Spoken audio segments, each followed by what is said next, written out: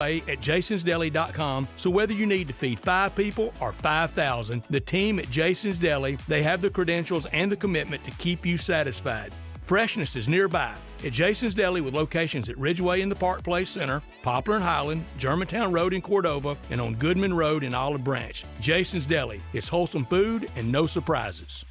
Welcome to Sports 56 Mornings with Peter Edmonston and Anthony Sane on Sports 56, 98.5 and 96.1. It's time to get your day started. Live from the Family Leisure Studios, here are Pete and Sane.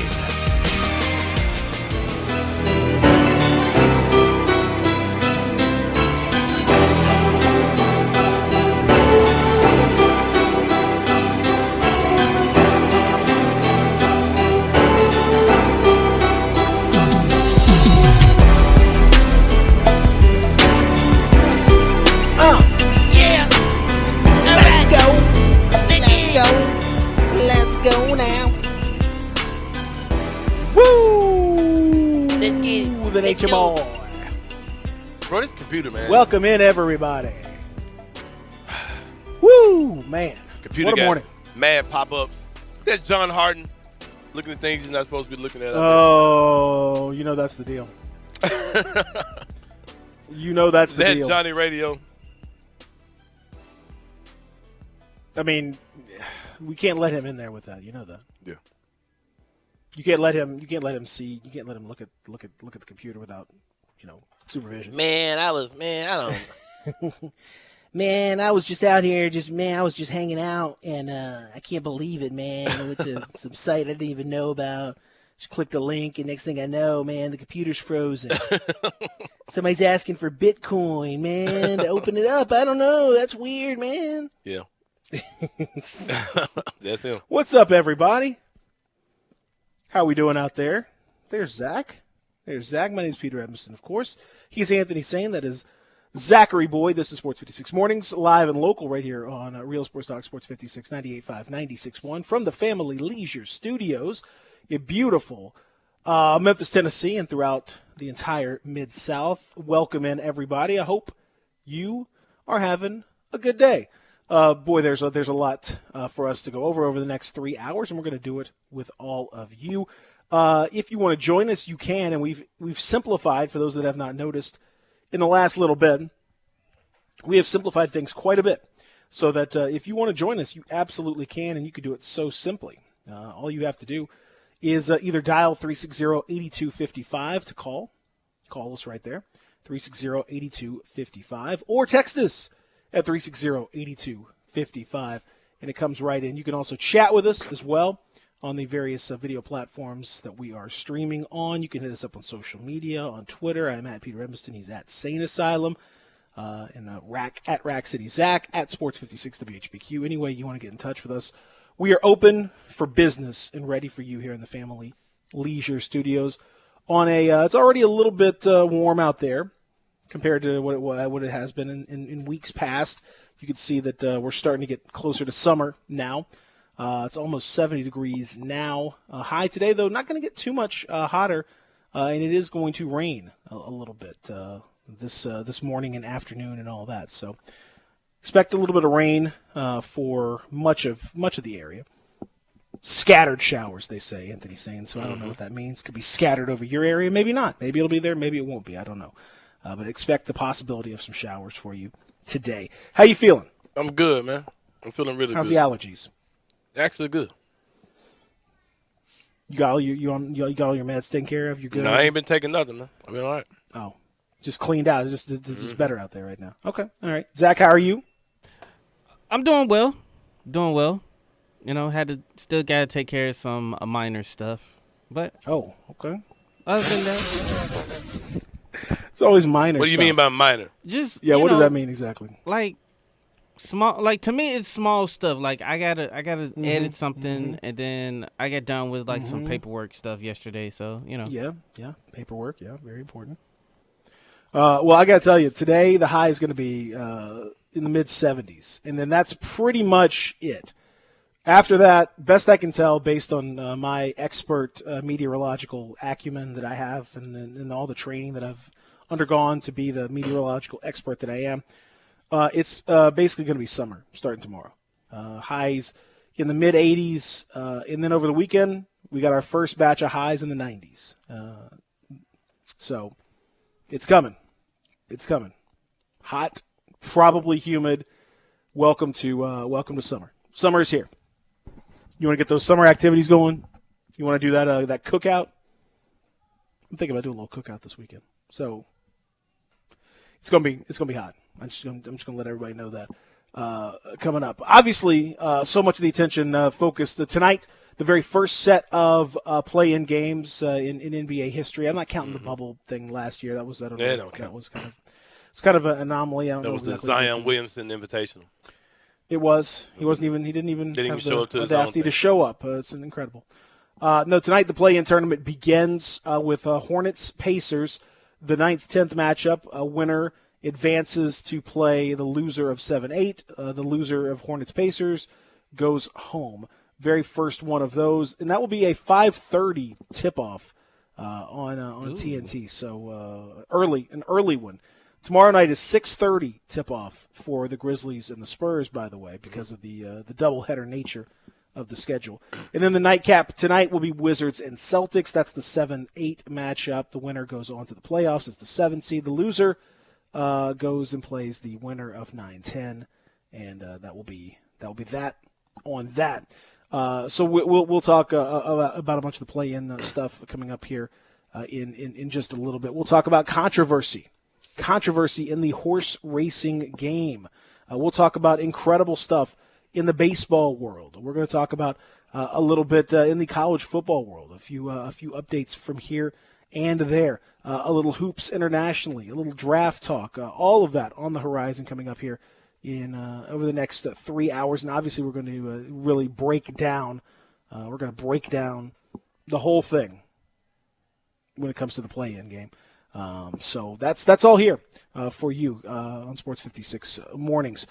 So Anthony's saying, did you see, before we get into all that, did you see the latest in the bridge controversy that there was an employee who apparently worked for the Arkansas Department of Transportation, who and that's in the Arkansas Department of Transportation, for those that don't know, they're the ones who were supposed to take the lead on bridge inspections and all that stuff. That's their thing. And then Tennessee has like some maintenance thing that they have to do. And so they split up the duties because the bridge connects Arkansas and Tennessee. So that's all makes a lot of sense. Unfortunately, whoever the employee was apparently just didn't care, or was just grossly incompetent, or was malicious, or I don't know, something. Because they showed pictures of the crack that was there in 2019. Did you see the pictures? Yeah.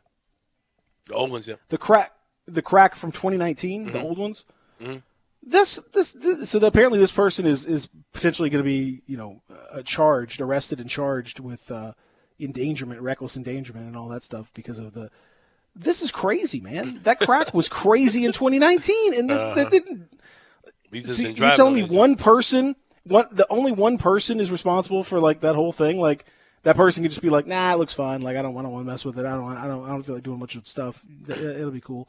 And that's it. Like there's no like double check, triple check on a major bridge that's like vital to millions of people. Okay, all right. I guess that's how we're gonna do it now. All right, fair enough. So yeah, apparently he's like, nah, it looks fine. Seems okay. That seems good. Or didn't even look. Or I don't know. I don't know how you see that picture and not freak out. But apparently that person didn't. That blew my mind, man. My boy vibing. He was vibing on that day. That man was like, "Hey, I ain't got time for this. I don't feel like doing all this paperwork. It's gonna be so much paperwork. Yeah, man. I just can't. Oh man, my shift about to end. He probably found at the end of his shift. He's like, "Nah, man. We can push this tomorrow. I'll take care. I'll let somebody else." He's like, I can't do all do it. this. If I file this report, man, it's just gonna be terrible. My wife cooked dinner tonight. Last time I showed up late, she was giving me a hard time. Yeah, dude got up out of there. But it's just like, I'm just gonna play devil's advocate. We've been riding on that joint for 2 years, man. So at least 2 years. So yeah. open that bad boy back Now up. it's worse.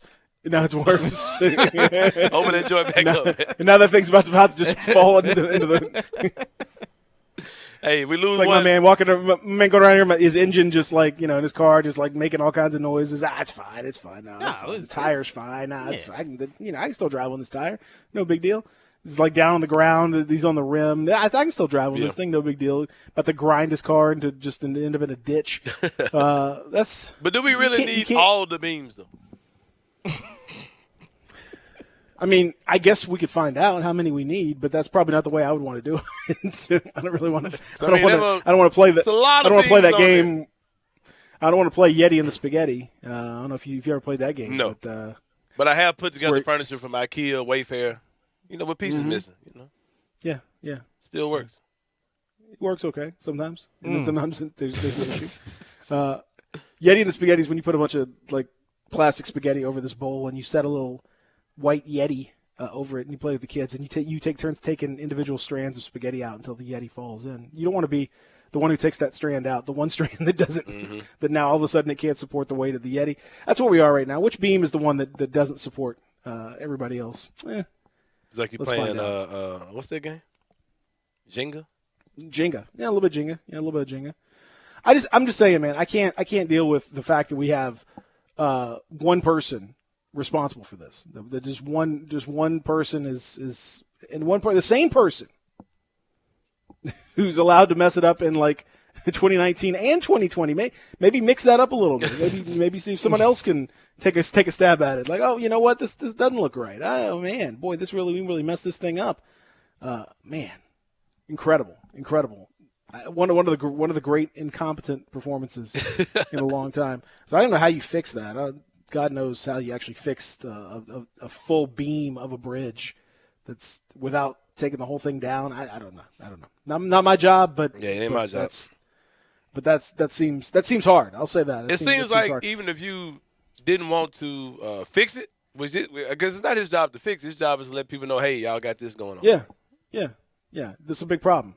It makes me wonder how many other people are finessing important jobs like this. Like your job is to inspect something important, but you're not actually. There's no way the dude actually saw it. Like he just didn't check it.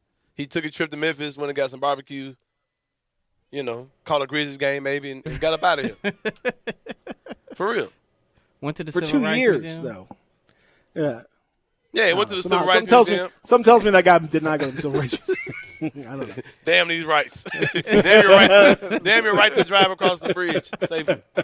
No, but seriously, he obviously didn't look. He obviously came to Memphis. Didn't go to the Civil Engineering Museum. Or didn't come to Memphis. Man, the Bridge Museum. I'm not going here. I'm not going to Memphis. But he definitely went across the bridge Memphis. to Bass Pro, though. He had to. Yeah, he went to Bass Pro. Yeah. That's what he did. Yeah. He went to Bass Pro and went home. He took the other bridge, though. He's like, I don't know. Yeah, it was this one's kind of shaky last time. He's telling his friends, he's like, hey, by the way, FYI, just don't take use that old bridge. I know it says old bridge, but actually, just keep this between us. Like you want to just trust me. Trust me. That bridge, maybe not so great. I don't know. I'm just telling you. I don't know. I don't know who this person was. I don't know. This just terrible.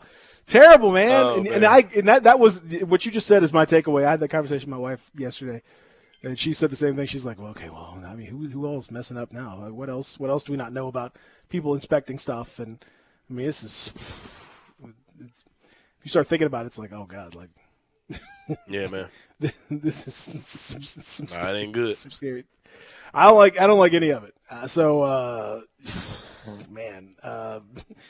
I hope we can figure this thing out and figure out how we did this and never ever speak to this. Never let this thing happen again. Because oh my God. Yeah, it ain't good. No. It ain't good at all. The employee. So they've had this thing too. They put in federal investigators are looking at this whole thing, but also they are they're going to look at all quote fracture critical bridges that had been inspected by the fired employee. So apparently it wasn't just this. Go double check this dude now. Hey, No. let me run back. Check We're just your gonna work real kinda cut- That's so funny. Oh my God! Like this is just Uh-oh. this is crazy. It's crazy. So anyway, it's terrible. Be careful out there, and everybody. And let me just speak to my inspectors out here. Y'all do me a favor, just inspect stuff. Like you're supposed to inspect it. Yeah, just inspect for it, me. man. You have a very Especially cushy bridges. job, man. Planes, trains. I don't know, buses. Buildings, elevators, stuff that we got to kind of rely Yeah, on. come on, man. Y'all just inspect that, please. Just give it a good solid look around. Let's not finesse our jobs any more than we have to. Because it seems like a very cushy job, man. It seems like they fly you around the country. And, Yeah. okay, let me ask this question. How does he go about inspecting it? Is he, like, on a harness hanging from the bridge and, like, going, or is he flying in a helicopter? I mean, like, how does that process go? Like, is he standing across the way looking like, it looks okay to me? Like, how does that Well, it looks to based on the video that they released, there's there's two people that are in like a hard hat and in like whatever, and they got a drone, and the drone like flies under, and you can see they're literally standing on top. This is the funniest video. They Arkansas Department of Transportation put out the unedited footage of the inspection. And so there's two dudes that are on the bridge wearing hard hats and like fluorescent reflective vests, and they got the drone, and like right below them, I mean like 15 feet below this guy is a massive crack, and it's very visible on the screen. And he's got the drone, and presumably he's looking at the video from the drone, I guess, because it looks like the one guy is controlling it, best I can tell. He's looking at the drone, and he's looking down and all that. And then he goes down and checks, and that's pretty much it. And so I guess like he just didn't even look at the the footage. Like I don't know. I don't know what Yeah, it's this crazy. is. It seems impossible. Like I don't know how you. And don't I guarantee catch you, it. whoever does that gets paid. Like, makes probably makes Yeah. 6 figures. Yeah, And he's just I going would around. think. I just drove across Like, the bridge. I did too. I just drove across it like Sunday. But but this guy's standing on it. I mean, that's not great either. You can see there's a shot with him in the footage and the crack like right below him. Like, what are you doing, man? I think it's more than just a fire a dude type thing. I think their whole process needs to be like revamped. Like Clearly, hire yeah. some. Well, and hire this some- is also the cops, the feds are investigating this guy. I mean, it's He might have just been trying to get rid of Memphis or something. I feel like this is freaking Gotham City or something. This dude just trying to. yeah. There was a drone image. There was a consultant inspecting the bridge's cables, that apparently like also showed this crack. And I don't really understand how this person inspecting the cables wouldn't have noticed that crack and been like, hey man, this crack is pretty terrible. You want to? Okay, let's not normalize calling that a crack either. That's beyond a crack. No. The one in 2019 was a crack. It was a big crack, but it was a crack. The one now is a break. It's just a full on break. The 2019 one, it was still a crack. It had not broken yet. But it was well on its way, and somebody could have stopped it. I also like how the picture on this article that I'm reading is labeled "drone shot of crack." Which is always exciting. Yeah. That could mean a number of different things. If I didn't know this bridge story, that could be fun to figure out what that really was. Oh man, this is all wild. That was really it is. It's I'm telling you, this is so weird, man. I'm just, how in the world can somebody do this? How in the world could I don't know, man. I don't know. I do appreciate the memes of people finding ways to fix the bridge. I appreciate those memes. Like the last 2 weeks. Like Listen, that's how you have to do it. You have to. If you don't laugh about it, you'll cry because you're just like, this is insane. What's happening? The right Flex Seal one is probably my favorite one. Caught that right there. Just slap one on there. Somebody said, I think you guys saw it. They put the metal sheet on the crack of the bridge. It's like, all right, we're good to go. No, but seriously, how do they fix it though? I don't like that. That's a good question. Well, what they have to do, they have to install steel plates on each side of the fractured beam to provide stability. Mm-hmm. Then they will remove that thing and replace it with some other deal. So they've made. There's a company out of Nebraska that's apparently doing the work. I don't know why Nebraska. It doesn't seem like the bridge capital of the world, Nebraska. I don't really. Hey man, is there even a bridge in Nebraska? I'm not even sure there's a single bridge in Nebraska, frankly. That's a good question. But they're the ones that are out there doing bridges, so they're gonna make that thing, and they're gonna do it.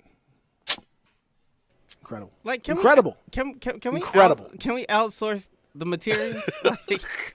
Can we outsource the materials? Like, I mean, Wakanda exists. I mean, yeah. Let's skip metal altogether. Let's go vibranium. We just go straight vibranium. You want to go vibranium? Yeah. Like, it seems like I've seen Iron Man or somebody fix a bridge before in a movie too. Like with heat vision or something. Well, Dia brings up a good point on the text at 360-8255 on our First Bank text line. Dia says the 2020 COVID shutdown could have saved the bridge. You know, with a fewer number of people over the course of 2020 traveling over the bridge. Mm-hmm. That's a good point. That's a good point. Maybe that just a little bit less traffic might have kept that thing from plunging into the Mississippi. Except for the massive amount of Amazon trucks that have traveled across that bridge in the last year. FedEx. Yeah, there's a lot of deliveries vans, going. Wheelers, like, human traffic, like regular traffic, yeah, maybe. But there's a lot of ordering in, and because I know with DoorDash, I crossed that mug several times. so yeah, I don't know about that one. I think that's it right there. I'm just telling you. Big Man says chewing gum. He sends a gif of chewing gum. It would be better than what we have right now. Yeah, I will say that. It would be an improvement based on where we are right now. I think Dia might be right. I don't know. It's probably easier for those big old trucks. It's probably easier. It's probably like that. Plus, Amazon's got facilities on the other side of the bridge too. So Yeah. They got local facilities here in they got local facilities. The Memphis, the greater Memphis area. They don't even have to. They don't have to cross screw around with it very often. Exactly right. Exactly right. Good point, everybody out there. Let's fix this bridge. Let's get it going. This thing is ridiculous. When we come back, we'll talk a little bit about the matchups tonight in the first ever play-in tournament on the Eastern Conference side. We'll talk about the Grizzlies, of course, and the Spurs tomorrow night, and look at some interesting talk as a lot of teams have begun their off season. Not the Grizzlies, of course, but a lot of teams have already begun their off seasons and had their off season end of season media sessions and all that stuff. Some interesting things coming out of that. So we're going to get to all of that coming up here as we continue here. Real Sports Talk, Sports 56, 98.5, 96.1. Get happy with Sports 56 Happy Hour with Johnny Radio. Weekday afternoons from 1 to 3 on Sports 56, 98.5, and 96.1.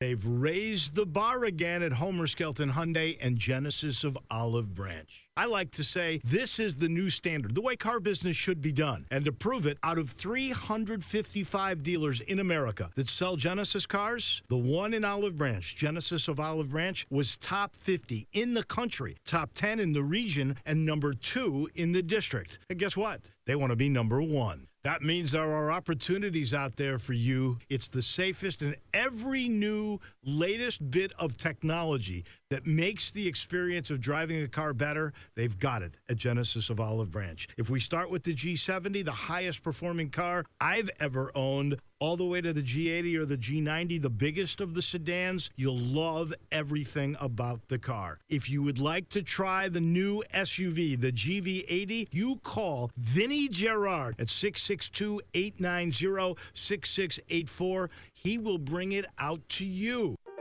Have you wanted to speak a new language but thought it'd be too difficult or take too much time?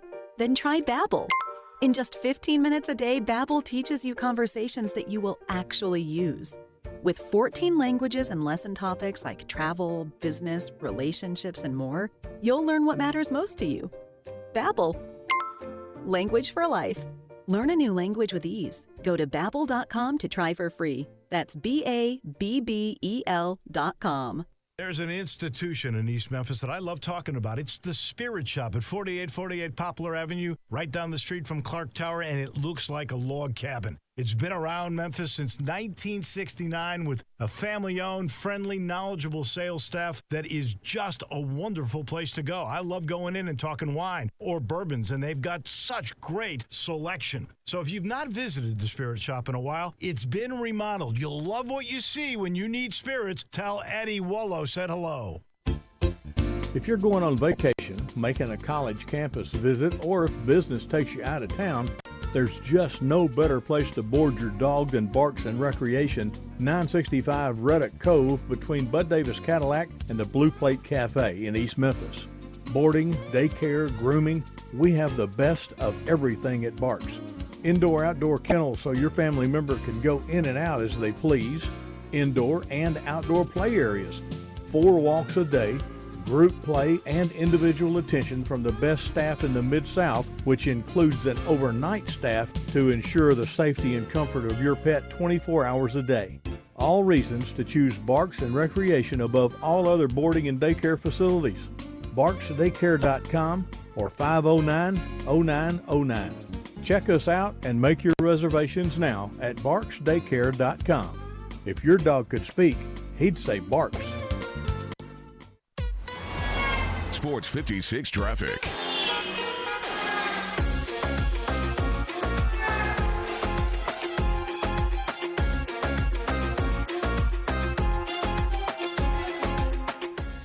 There are no new accidents on the roadways this morning. Just to kind of let you guys know, Riverside Drive is still closed this morning between Georgia and Union Avenue. But it should be reopened later on today. But as of right now, it is closed, Riverside Drive between Georgia and Union. Also, the bridge is still closed, so you take the I-55 bridge to get across. That's the old bridge. But just keep in mind of delays in that direction, as that's where most of the traffic is heading to. And that is your Sports 56 traffic update. Welcome back to Sports 56 Mornings with Peter Edmiston and Anthony Sane. Here once again are Pete and Sane. He came from somewhere back in how long ago? Yeah. The sentimental food don't see trying hard to recreate what had yet to be created. Once in her life, she musters Inspected a bridge. Turns out there was a big crack.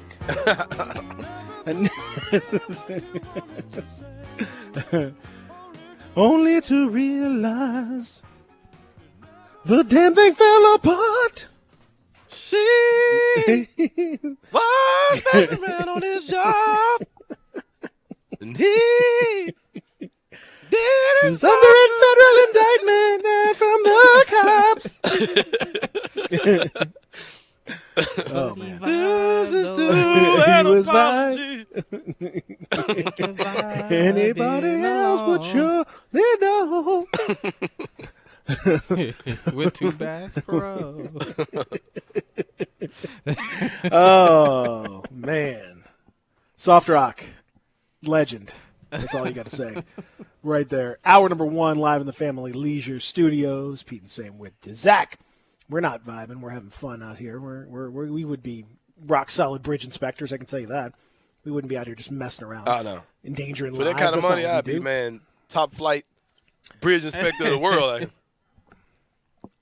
What do you think a bridge inspector makes? they probably make 6 figures. Let's look it up. How do you Come know on. that? I'm going to say bridge inspector's salary. Average salary for a bridge inspector, $39,000. No, that would have been screwing around too. Yo. Yeah, that would have been. No, it ain't his fault. It's the system's fault. The man should be getting paid more. Like I'm not doing that crap. Fire me. I don't care. I'll draw employment. Like I think that may be. I think that may be. I think that may be. It may no. Actually, I take that back. It's the bridge inspection engineer is more like 70,000. That's much. okay. More. Yeah, he should have done better than that, man. Yeah. So he's Not got people who work 60, for him. 70. He's like he's a manager over people who, man, come on. Yeah, I don't that's- know. I don't know.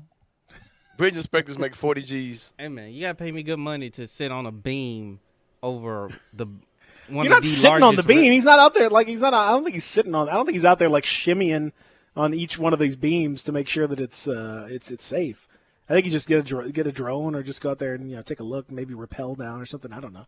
I don't think he's out here like Again, you got to pay me walking a the beam. whole lot of cash to rappel down a bridge over one of the largest rivers on this planet.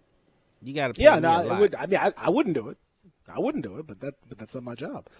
And neither did this guy. And that guy didn't do it either. And that's the problem, right there. All right. What a fool believes. Did you see? It's split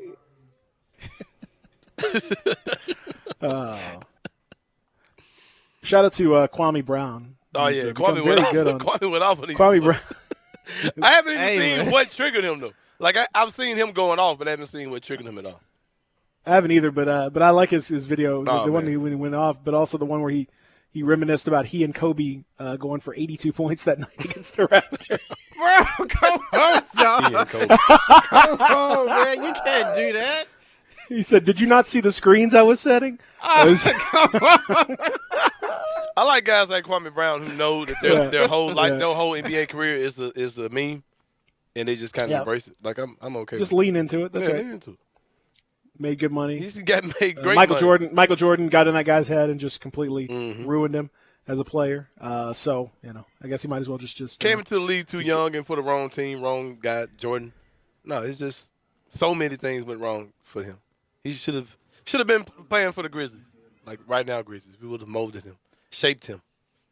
He Cultivated. went after Matt Barnes. He went after Matt Barnes. Yeah, called him Becky with the good hair.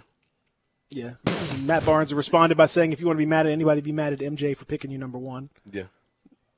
He called out the man. He called out Matt Barnes in the wife situation too, man. That's, Come on, man. We can't do that. We can't do that. Here you go, Sane. This was for you. This is for you. All right. Guys do.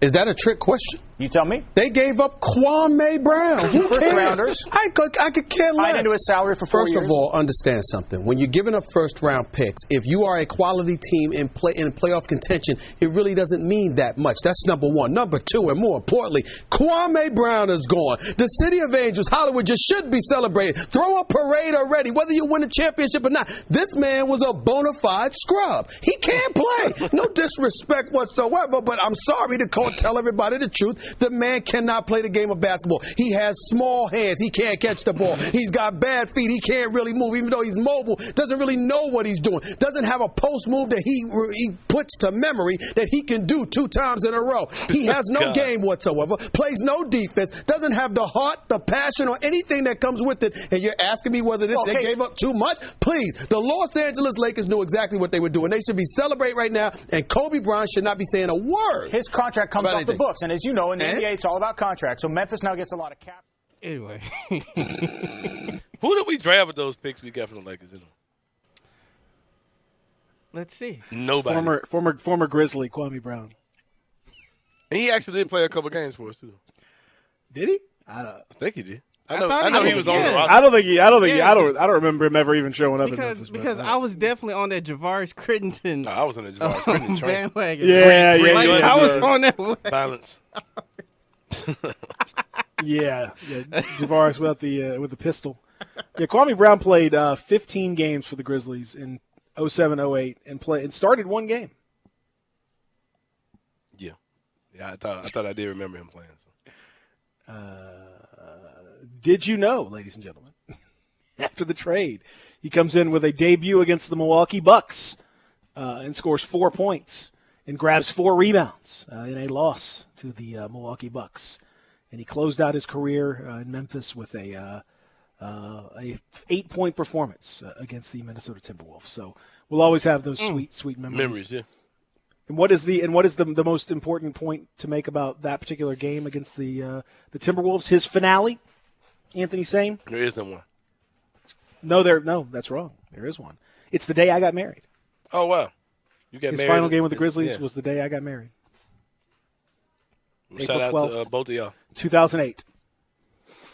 While I was getting married, he was putting up 8 points. So I invited him. I guess that's why he couldn't come to the ceremony. That makes sense now. I was just offended. You thought you were getting the.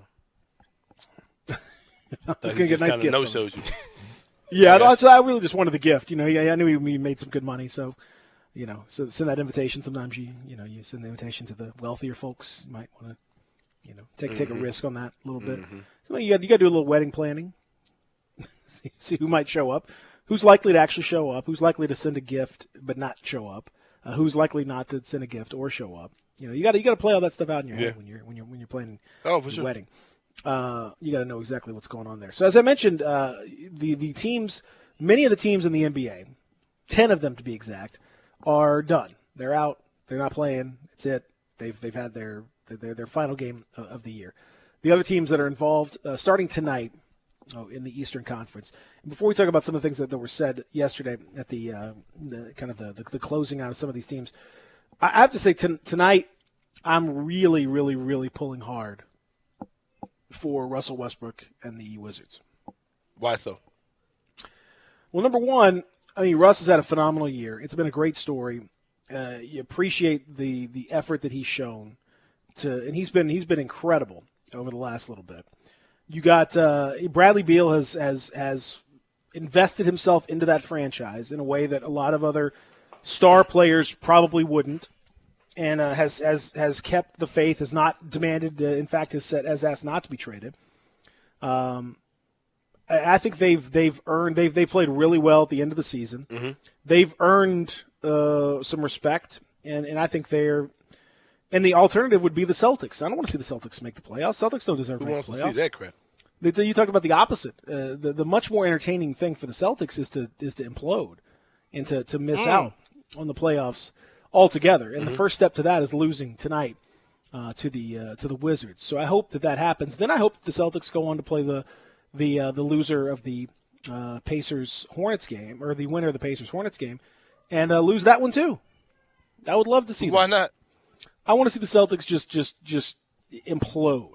So step one to that starts tonight with a loss to the Wizards. So not only do I feel like the Wizards have earned it, which I think they have. I think they truly have. But I think the Celtics truly have not. And so tonight I will be wearing my Wizards gear in my Russell Westbrook jersey, and I'm going to be supporting the Wizards tonight in the play-in. While you at it, you might as well call up Mr. Miyagi to do some work on Bradley Beal's hamstring. Man. Listen, the man, he's fighting through it. He's doing all right. He's doing the best he can. He's, it hadn't been perfect, but Russ has been carrying him. Man. Russ has been playing amazing.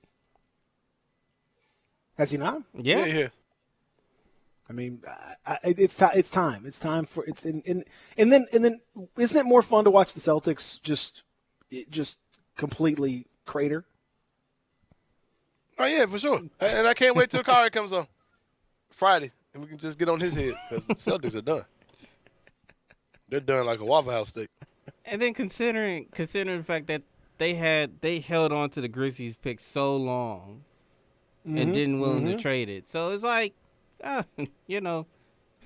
Karma is definitely a word, towards them. I'm just saying. I think it's the what I always root for.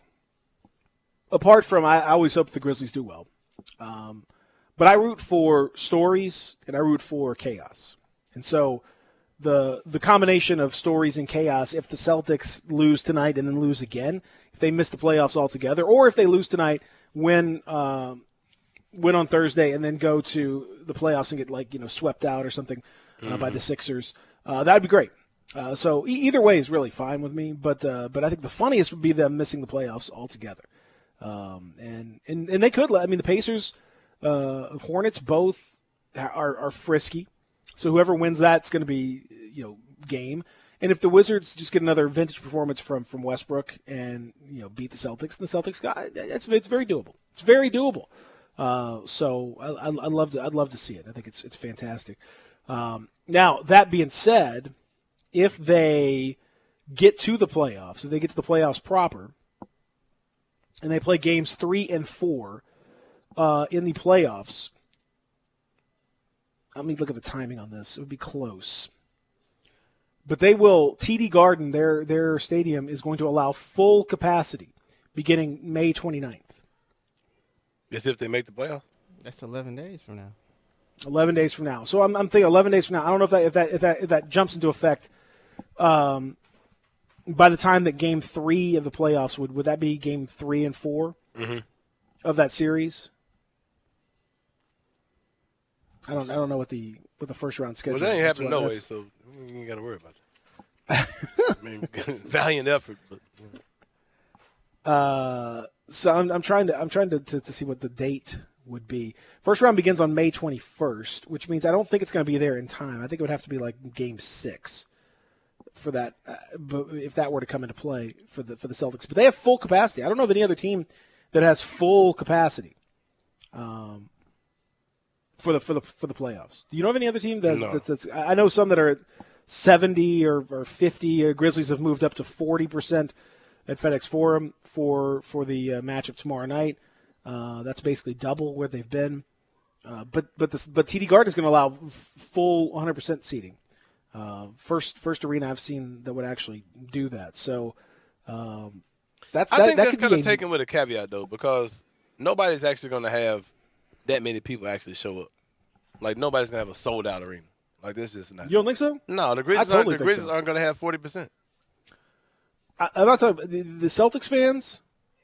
I doubt it. They'll be there. They'll be there. I doubt it. They'll sell that thing out.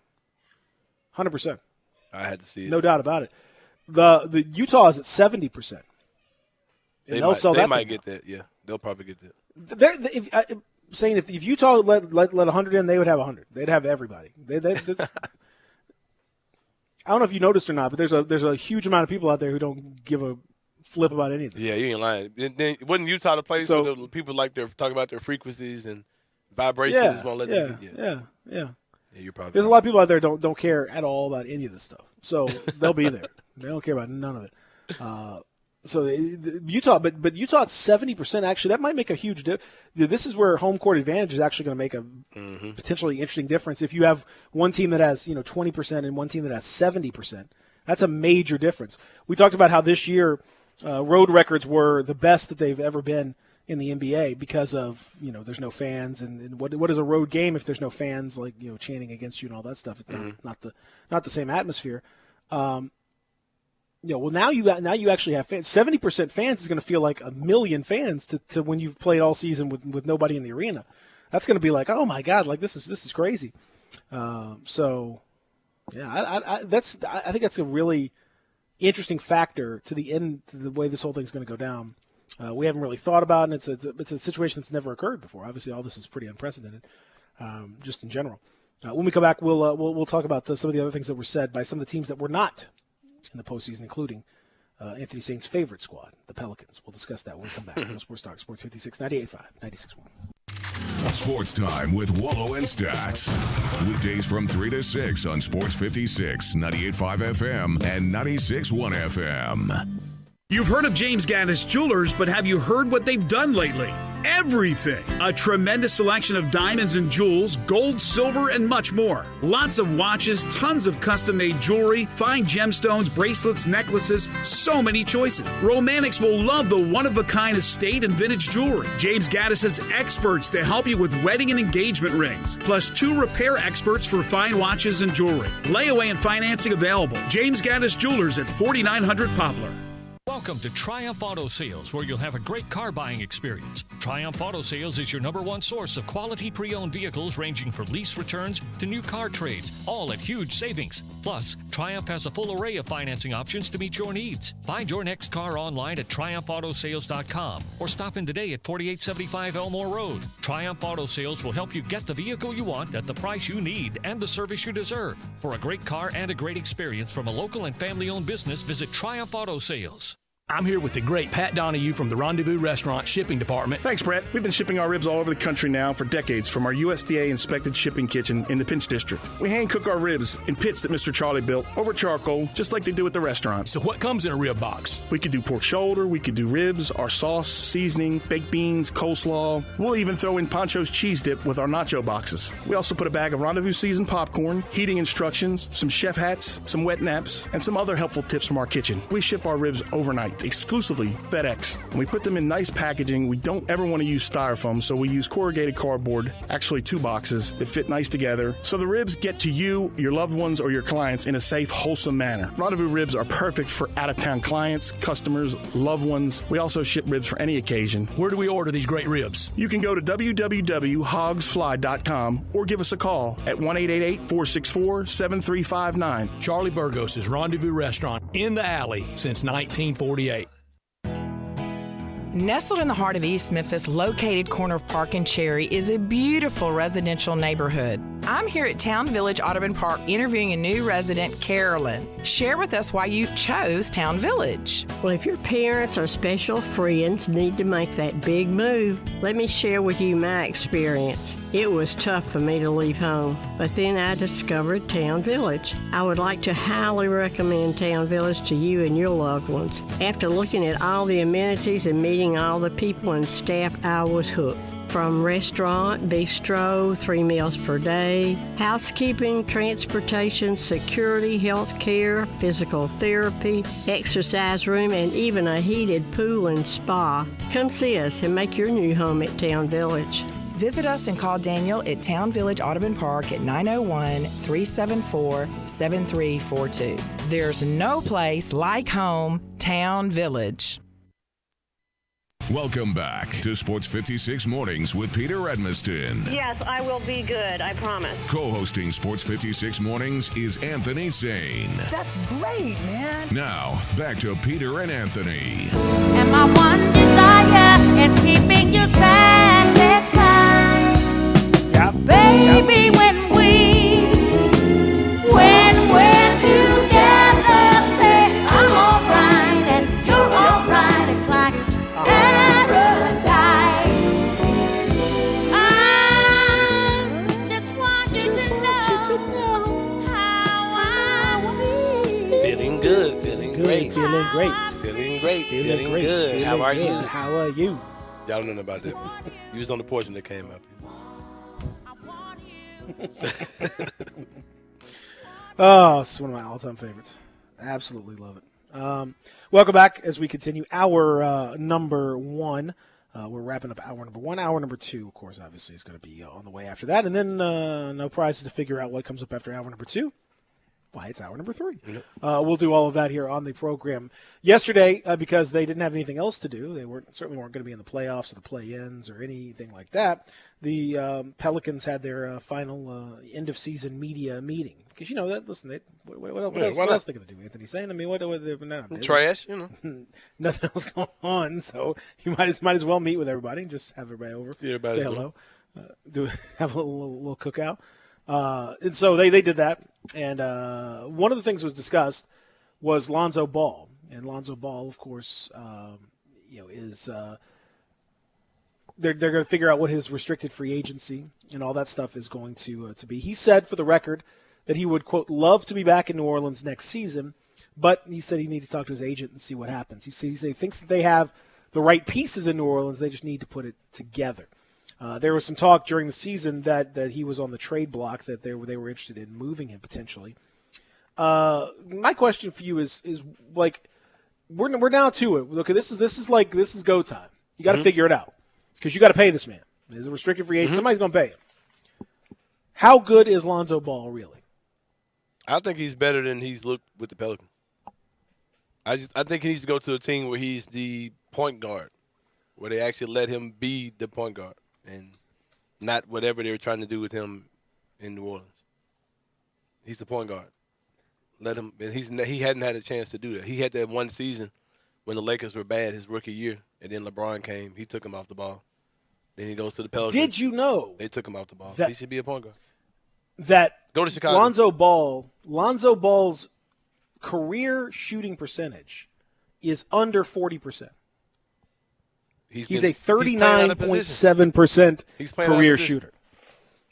He's a What, as a basketball player? He's a passer playmaker. What is he Nah, playing? man. I mean, Different sport? Like, what- basketball is not that simple. You know, if you're a guy who's playing out of position, he's taking shots he's not supposed to be taking. He's a playmaker facilitator. He shouldn't be playing off the ball.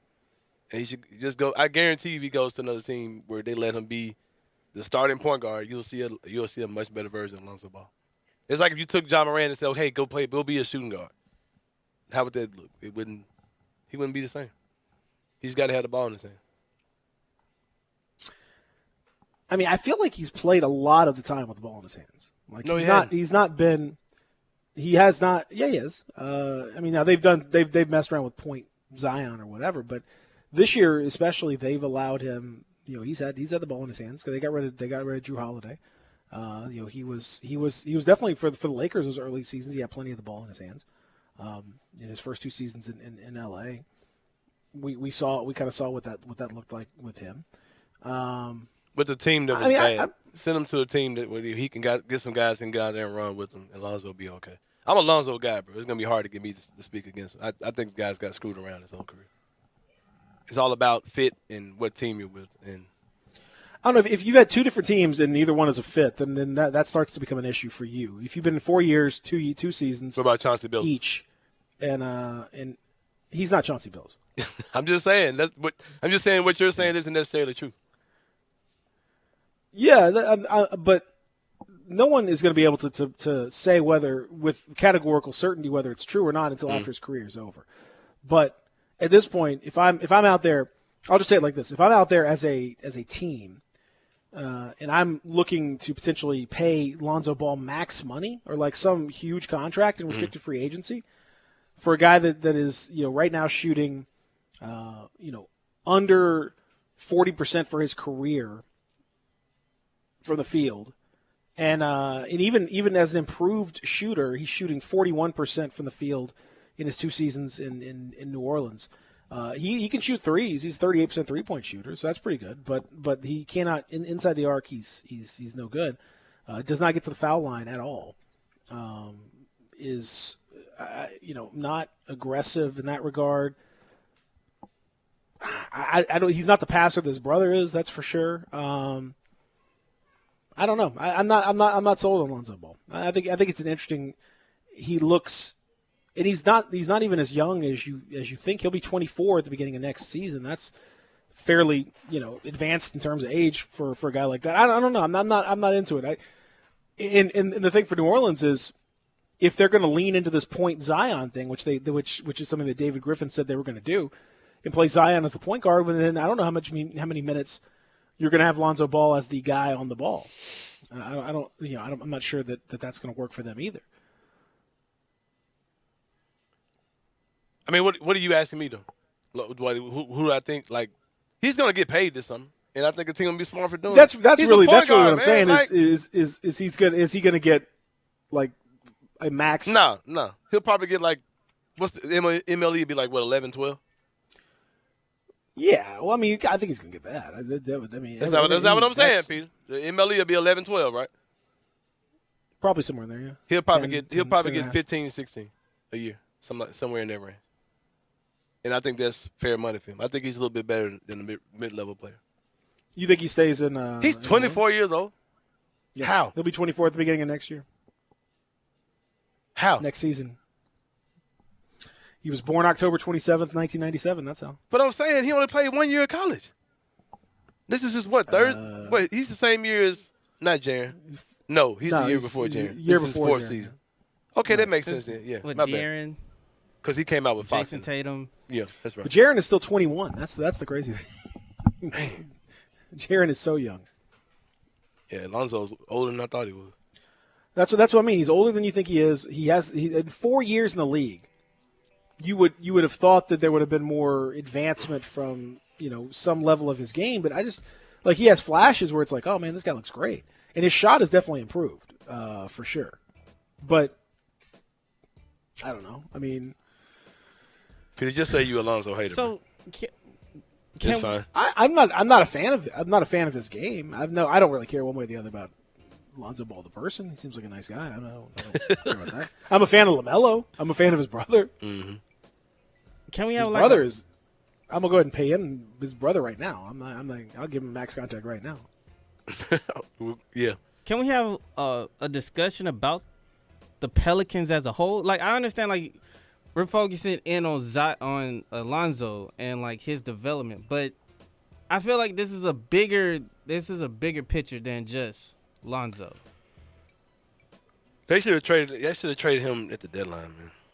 Like, Pelicans just dumb. That's your answer to everything. They should have traded whoever. They are. They should have. Everyone should have traded everybody at the deadline. The Grizzlies Everyone should have traded everybody at the deadline. Yeah, thank you, One Pretty Pearl. What about Julius Randle? Was he the problem with the teams? When the teams he played for the problem? It was Julius Randle's fault. Julius Randle was far better in his minutes than Lonzo has been. And Danny's saying, "Come on, saying dude ain't worth. It's not a worth $15 million thing. It's the freaking NBA, man. The contracts are what they are. The mid-level contracts are going to be anywhere from $11, $12 million this year for guys who get the MLE. He's going to make more than the MLE, so he's going to make like $15 million. Like, it's not nobody's worth what they're making except for a small upper echelon group of guys in the NBA. So it's not a matter of him being worth $15. Y'all just get weird about everything we say. It's the power of free agency. Right? Nobody's saying that Lonzo's this great player, but he's going to make around $15 million this year. He's going to make a little bit more than MLE. And if not, he's going to make the MLE, which is going to be $11, $12 million. It was the same discussion we was having about DeAnthony Melton this past offseason. Yeah, he's going to get paid. Like, if he hits a certain amount of number from a team, then, yeah, we're not bringing him back. But we're going to have to overpay him just to keep him. Yeah, that's the NBA. That's how contracts work. Just like Jaren Jackson Jr. is going to get a crazy extension from the Grizzlies. And fans are going to be like, how did he get that kind of money? Because that's how contracts work. If you keep your guy, you're going to pay him. Jaren Jackson's going to make like $20-something million. Am I correct? Somewhere in that range, right? His extension is going to be like $20-something million, right? 25, something like that. Yeah. Oh, yeah. Like, I hope fans understand that, like, that's what's about to happen. Lonzo Ball is easily going to make 14, if he signs a max extension, it's going to be big. It's going to be crazy. It's going to be like what Bam Adebayo got last year. People are going to say, well, yeah. Why he played 100 games? All right, you'll see. It's just how it works, man. He's not worth Hour number 2. Like, that's just how it works. You sign him or he's going to somewhere else. Hour number 2 on the way. Stick around.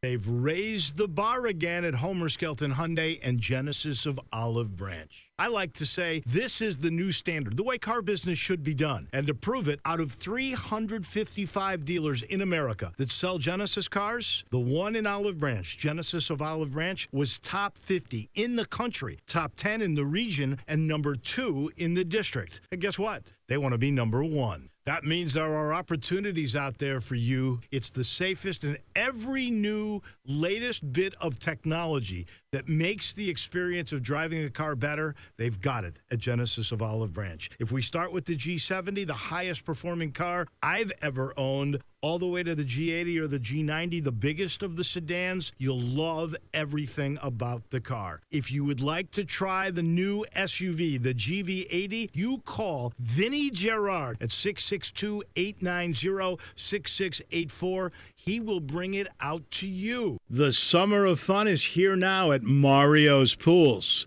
Hi, everybody. This is Dave Woloshin from Mario's Pools on Exeter Road. That beautiful pool, well, it just doesn't happen. So call Mario, and his team will be right there to guide you every step of the way if you want to do it yourself, or they'll do it for you. If you need a replacement pool liner, Mario has the best price against all the major competitors, and by the way, the best selection. Call Mario's Pools, easy, 552-3399. That's 552-3399, or just walk in, so easy, in Germantown on Exeter Road.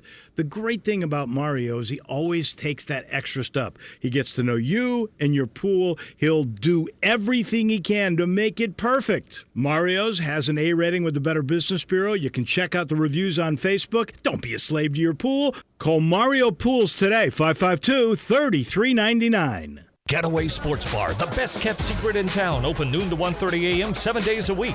Garvin, the owner, created this SEC NFL Dream Bar over 20 years ago. You'll never miss a minute of action. 10 TVs, 5 70-inch TVs for all the big games. Rack them up on 6 pool tables. Coldest beer in town, grab you a pool stick and get you some good bar grub. 100% Angus burgers, big and moist chicken tenders. Daily happy hour Monday through Friday, 2 to 6 p.m. with long neck domestics, 225 Getaway Sports Bar, 4632 Winchester.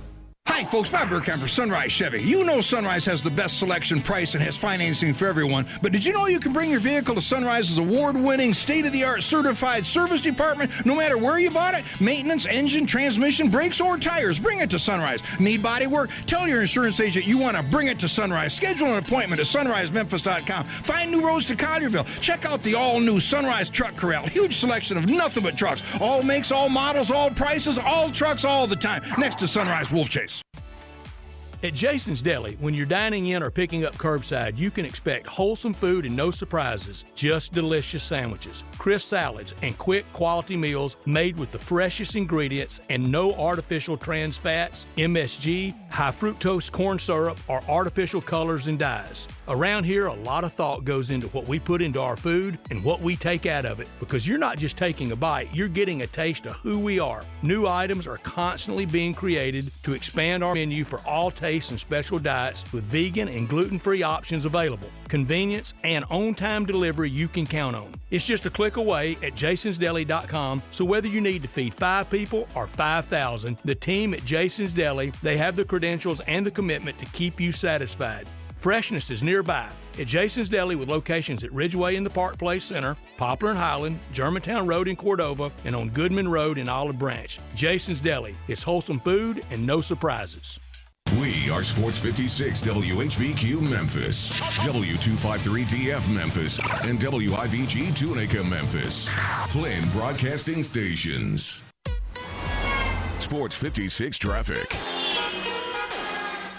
Nothing new to report as far as accidents on the roadway. So far, we're not clear. Actually, one just came through. Got an accident on Hillshire Drive near White Bark Drive. Was doing so well, but we got time to improve.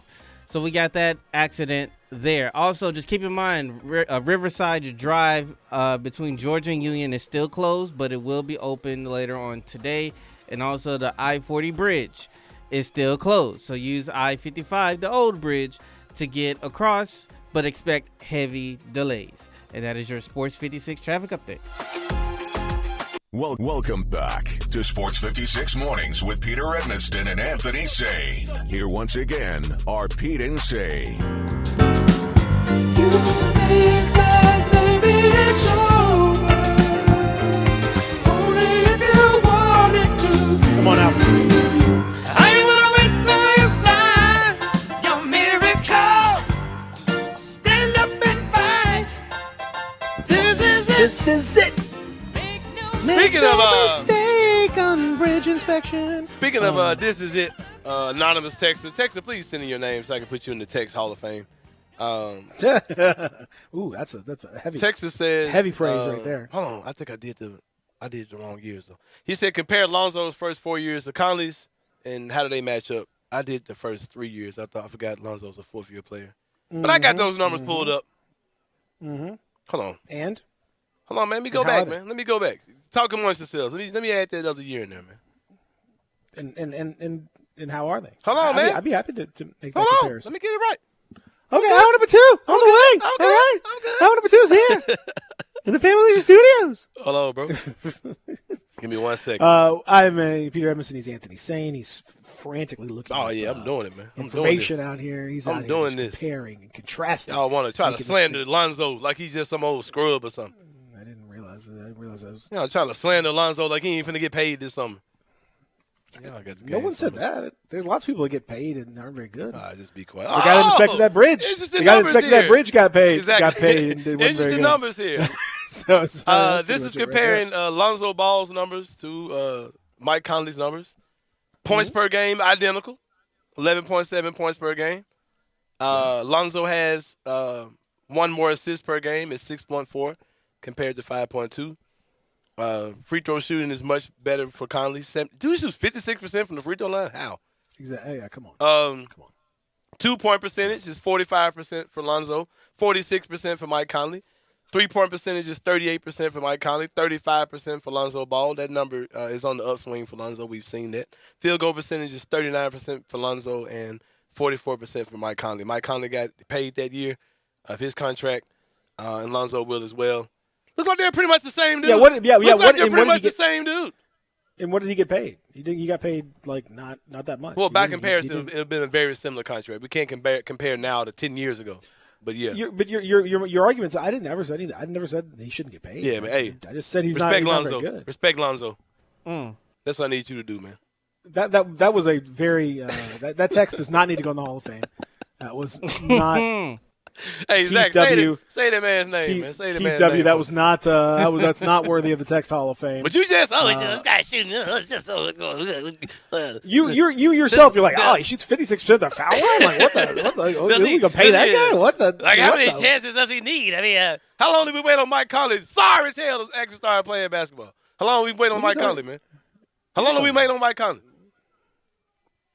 You just said Mike Conley's playing. Mike Conley was better than Lonzo Ball in this part of the season.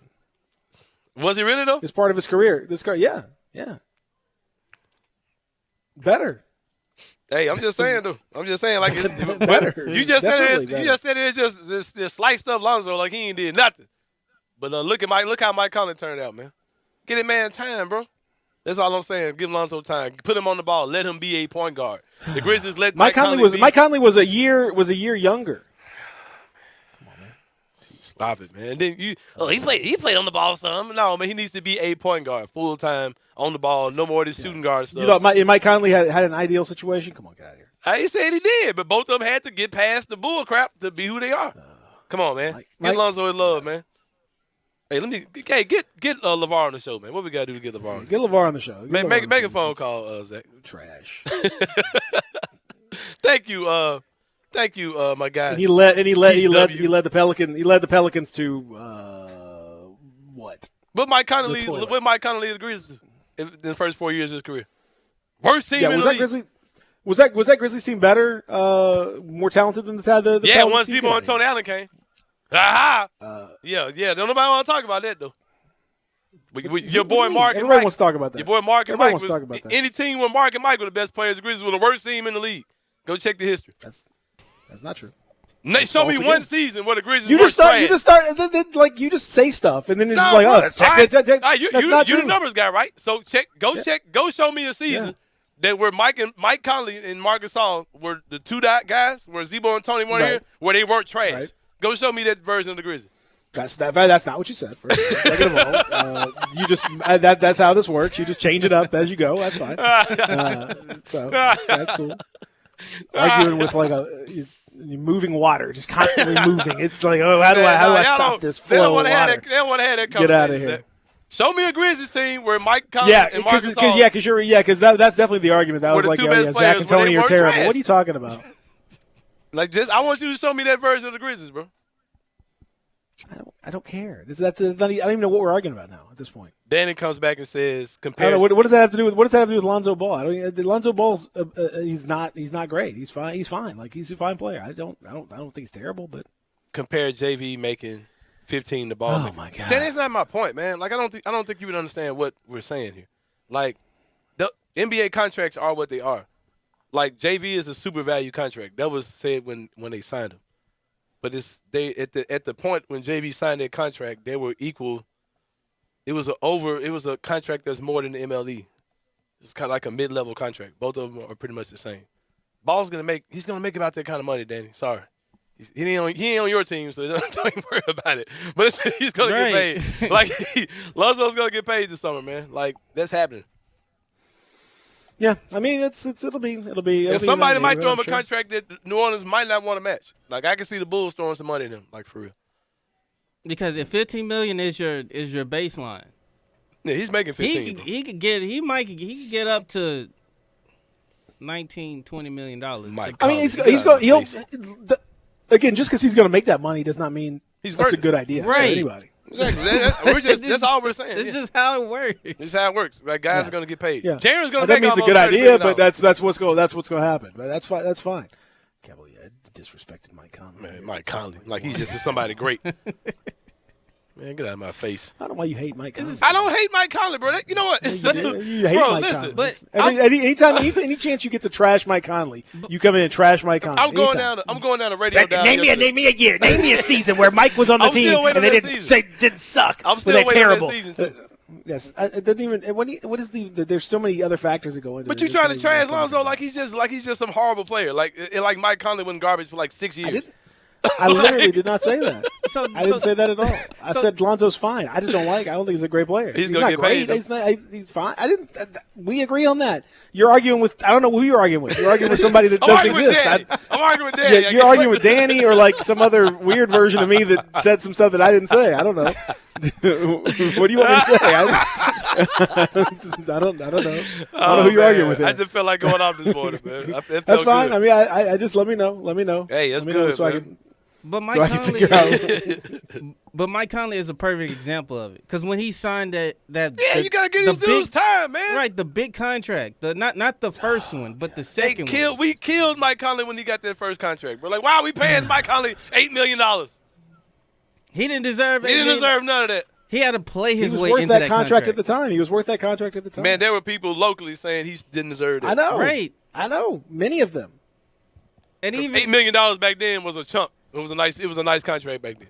And even when he signed his, we haggled with Rudy Gay over $12 million. So just keep that in mind. and even when he signed his 5-year deal, when the salary cap went up, everybody in the league was talking about Mike Conley doesn't deserve that type of money. But it's all relative. But it was that's like what we're saying. It's all relative. That was just how the market was. Well, playing. I mean, Mike Conley didn't deserve it. He didn't. He didn't deserve that kind of money. But that's how it was, though. He had them in a very good place where he could he could demand that and he could hold them by their pubes, literally. Like he had them. He had them.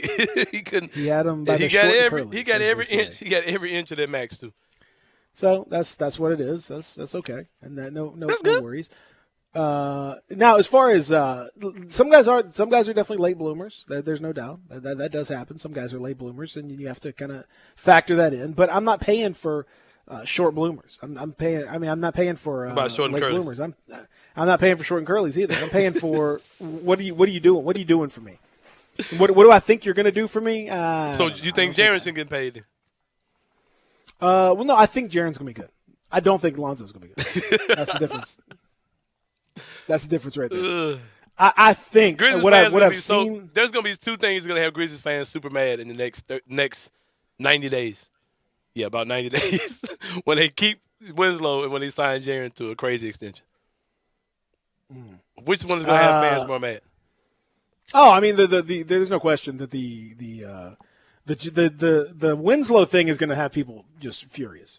Yeah, Jaren is going to be. They'll be a little bit upset, but they'll get it eventually. Well, actually, they're not going to be upset. But the Justice thing, well, people will flip. Oh my God, you can't even play this guy. He's picking him up. They're going to pay him next week. You can't even play him. That whole that's thing. $13 I'm just telling you, million. it's going to happen. It's going to happen. Guys. Our It's fan gonna base happen. is so used to just losing assets. Like we've kind of got like conditioned to think that guys are not good, just let them go. Instead of like, you hold on to the asset to make deals. Because there were so many times where we didn't have any mid-level contracts on our roster at all. Because every time a guy came up for a deal, he was gone. Like they didn't. It was like we didn't know how to manage our roster at all. So yeah, fans. It's a very useful. It's a very useful situation. It's a very useful contract to have. $13 million is fine. There's no worries. You can combine that with a pick, and you can get a guy who can play. And yeah, it's just not a big. It's just not a big. Either way, I mean, when the worst thing that happened is he's done at the end of the year. You don't bring him back, or you could trade. It doesn't. The Grizzlies are not. I mean, the issue is going to be, would you pay someone else in free agency? You could theoretically open up enough money to pay somebody. Would that be better for your team? I don't think so. Based on who's going to be out there. I mean, maybe the Grizzlies offer Lonzo Ball a huge free agent. No, that's not happening. And I fool with Lonzo, but I don't want him on my team. Exactly. There you go. Exactly. Because we got starting point guards. If I was the Bulls, I'd go after them hard. Why are you disrespecting Kobe White like that? Because Kobe White's a short scoring guard. He's not a point guard. Everyone's not a point guard to you. What are you There's talking a lot of about, non-point guards out in this league. How many true point guards are there? Whoever's playing point guard is a point guard to me, bro. Well, there you go. Then Lonzo's a point guard. I don't get into all that. And he played point guard. Who? Lonzo. That's what I'm saying. He's a point guard. They use him as a 2 guard. They put him on the 2. There you go. See, That's just what we just said 30 minutes ago. Zach. No, you just went back on what you said there. So Man, that when means you coming Lonzo's back had to plenty of studio, opportunities, man? and he's shown that he's trash. Man, I wish you was I wish you were face to face with me so bad. Man. Yeah. I walk out while you talking. Go give me a drink of water while you talking. Man, I got Disrespectful. Time to Disrespectful. listen to this dude, man. You can walk out of the Zoom screen. No, it ain't gonna hit different. It ain't gonna hit the same. You can walk out of the Zoom screen. It ain't gonna hit the same. You can just duck down hold like, on. where'd I go? Hold on. Where'd I go? And I'm There back. it is. I'm There gone. you go. I ain't got There you time go. for See. this, man. Just mute this dude on my screen. He bums. Bums.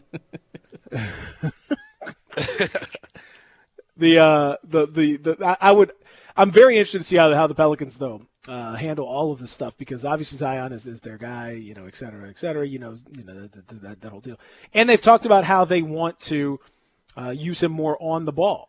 And so if you're going to use him on the ball a lot, that means you're not going to have as much Lonzo on the ball or anyone else on the ball. And now that's probably not ideal for him. Lonzo's not a shooting guard. He should be a guy that's on the ball a whole lot. But if Zion's on the ball a whole lot, then I don't know. So that's it. Zion, for what it's worth, says he hopes that Lonzo comes back. But we'll see. Zion, for the record, saying you'll like this quote. He said, "My stepfather taught me doing the same thing over and over again and expecting a different result is kind of insane. It was very disappointing not to make the playoffs. I'm not going to sit here and say we're close." Yeah, he shouldn't. There's no right. I like that though. I like that. Can we talk about how disappointing the Pelicans are again? 2 years in a row. Yo, like why are y'all this sorry, man? My thing is, and I've been seeing a lot of this conversation. It's the fact that a lot of people have been on job for not, I guess for underperforming against, when the lights get bright or whatever. Or when the team loses, they put the loss on him. Mm-hmm.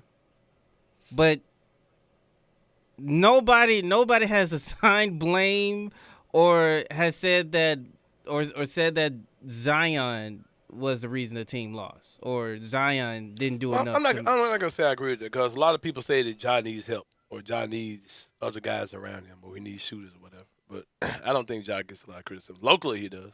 I don't know. We don't know what happens with Zion locally. I don't know how they talk about it. Well, I mean, here's the thing: the Pelicans kept wanting to talk about how they were a young, developing team. But you look at the roster. That team was not built as a young, developing team. That team was built as a win now kind of team. Man. The Pelicans lost 14 times when they were ahead by double-digit points. That's the worst in the NBA this year. They were also 3-10 in games that were decided by one possession. So 3-10 in one possession games, and 14 times you give up double-digit leads, tells you that you are not a mentally very impressive basketball team. And if they didn't play the Grizzlies, they'd be even worse.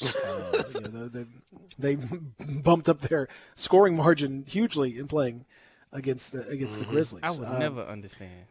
I would never understand. understand. We lose such a poverty organization. But it's interesting to contrast what Zion said, where he said I'm not going to say we're close, to David Griffin, the GM, says, I think Stan did a very good job throughout the season of explaining to guys, look, we're very close. And we were very, very close. Close to so what? Close to the play-in? I don't know. Close to. I don't know. Close to making a play-in game? What are you talking about? I don't know. Can come closer than close.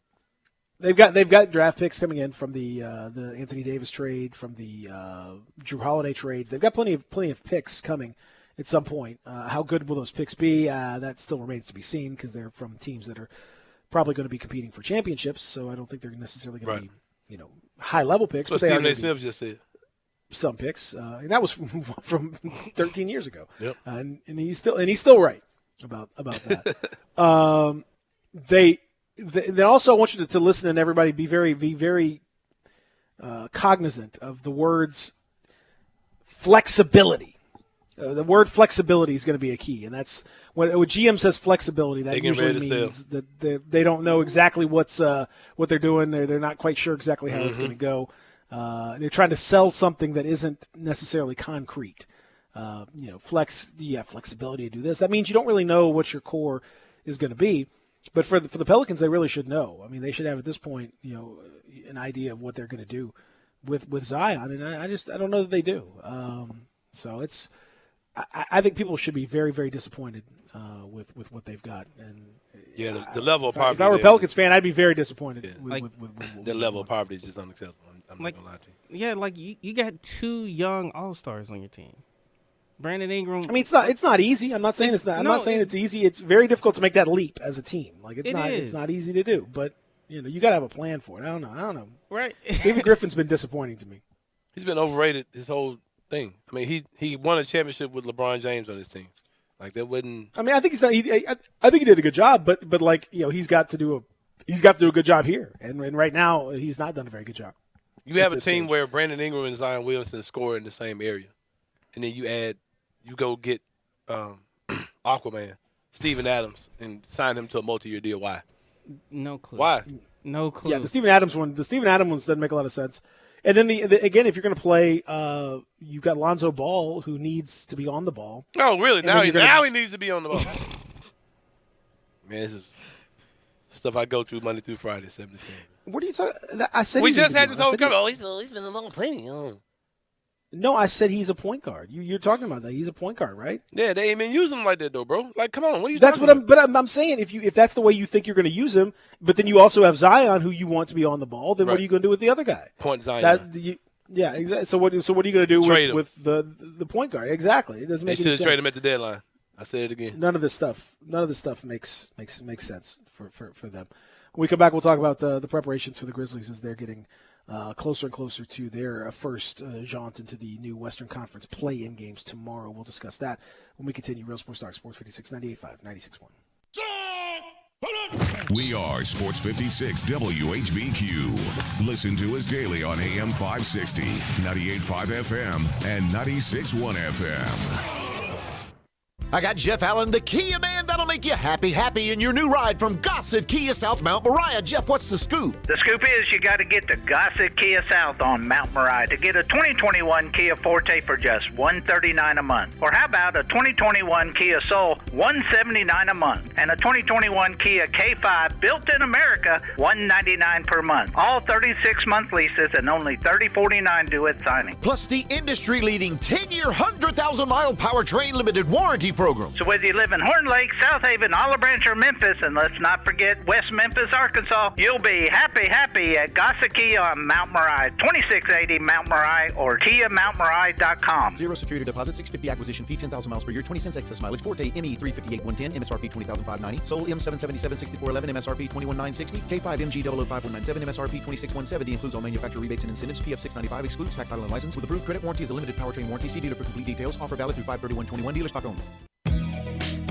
Cypress View Golf and Recreation in Marion, Arkansas. Cypress View Golf and Recreation is fun for your entire family. Accepting new memberships now. Call about the new intro price, only $199 per month plus tax. Includes unlimited golf, state-of-the-art new workout room, kiddie pool for the kids, Olympic-sized pool for the entire family to enjoy, and a great pub and steak bar. Cypress View Golf and Recreation has a new golf pub with tons of new food items for breakfast and lunch.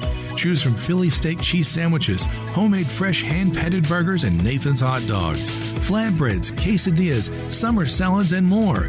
Take advantage of new memberships of unlimited golf, only $199 plus tax. Call Pro Mark today for your new membership at 870-739-6305. Come be a part of a great golf family. Get away from stress at Cypress View, just over the river. Memphis, it's official. Crab Kings is where it's at. The best seafood with 7 flavors to choose from. Try the shrimp and chicken pasta. Now available is the salmon and fried lobster pasta, snow crabs, king crab, dungeons, and more. Don't forget about the calamari, shrimp, and lobster. The portion, the price, the taste. Only at Crab King. Visit us at CrabKingTN.com. Crab King Seafood and Pasta. East Memphis location now open till midnight for carry-out. Memphis favorites. Need to sell your home? You're in luck because I buy houses. All you have to do is call Bill at 901-406-1101. That's 901-406-1101. Grab that pin, 901-406-1101, or just save it in your phone. Bill at I Buy Houses. I Buy Houses buys houses in any area, in any condition, at any time, as simple as that. I Buy Houses is guaranteed to close in 5 days. So if you need your cash fast, just call Bill at I Buy Houses, 901-406-1101. Has your house been on the market? Were you just tired of renters? Or is it just time to start over? Well, avoid repairing, cleaning, painting, and prepping your house. Just pick up the phone and call Bill at 901-406-1101. That's Bill at I Buy Houses. If you're in Southwind, South Memphis, North Mississippi, North Memphis, Collierville, if you can hear this, just call my friend Bill at I Buy Houses, 901-406-1101. Grind City Brewing Company is taking care of beerness in Memphis. Grind City Brewing is the dream of a father and son duo to create a brand that delivers a high quality, great tasting, and easy drinking craft beer. And they've done it. The brewery sits high above the city elevation in uptown Memphis with 15,000 square feet of beerness, including a 5,000 square foot tap room. Grind City Brewing is committed to all things Memphis, including the Tigers. They have created a malt liquor called Tiger Tail that is the official craft beer of the University of Memphis. Tiger Tail comes in 16-ounce six-packs and is not your typical malt liquor. Tiger Tail is crafted with a bold and smooth flavor, has 7.5% alcohol, and its clean finish makes it incredibly easy drinking. Tiger Tail and Grind City Brewing, taking care of beerness in Memphis. Sports 56 traffic. We still working the accident on Hillshire Drive near White Bark Drive. That's Hillshire near White Bark. Also, we got a new accident on the interstate I-40 westbound near Chelsea Avenue. That's I-40 westbound near Chelsea. Riverside is currently closed, but will open later on today. And the I-40 bridge is still closed, so use I-55, the old bridge, as an alternate, but expect heavy delays on that bridge. And that is your Sports 56 traffic update. Welcome back to Sports 56 Mornings with Peter Edmiston. Yes, I will be good, I promise. Co-hosting Sports 56 Mornings is Anthony Sane. That's great, man. Now, back to Peter and Anthony. You must have known that I had feelings deep enough to swim in. That's when you opened up your heart and you told me to come in. Oh, my love. Come on now. Come on now. 1,000 kisses from you and never to know. Oh, Zach had to.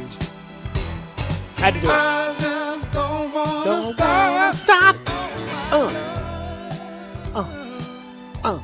Come on now.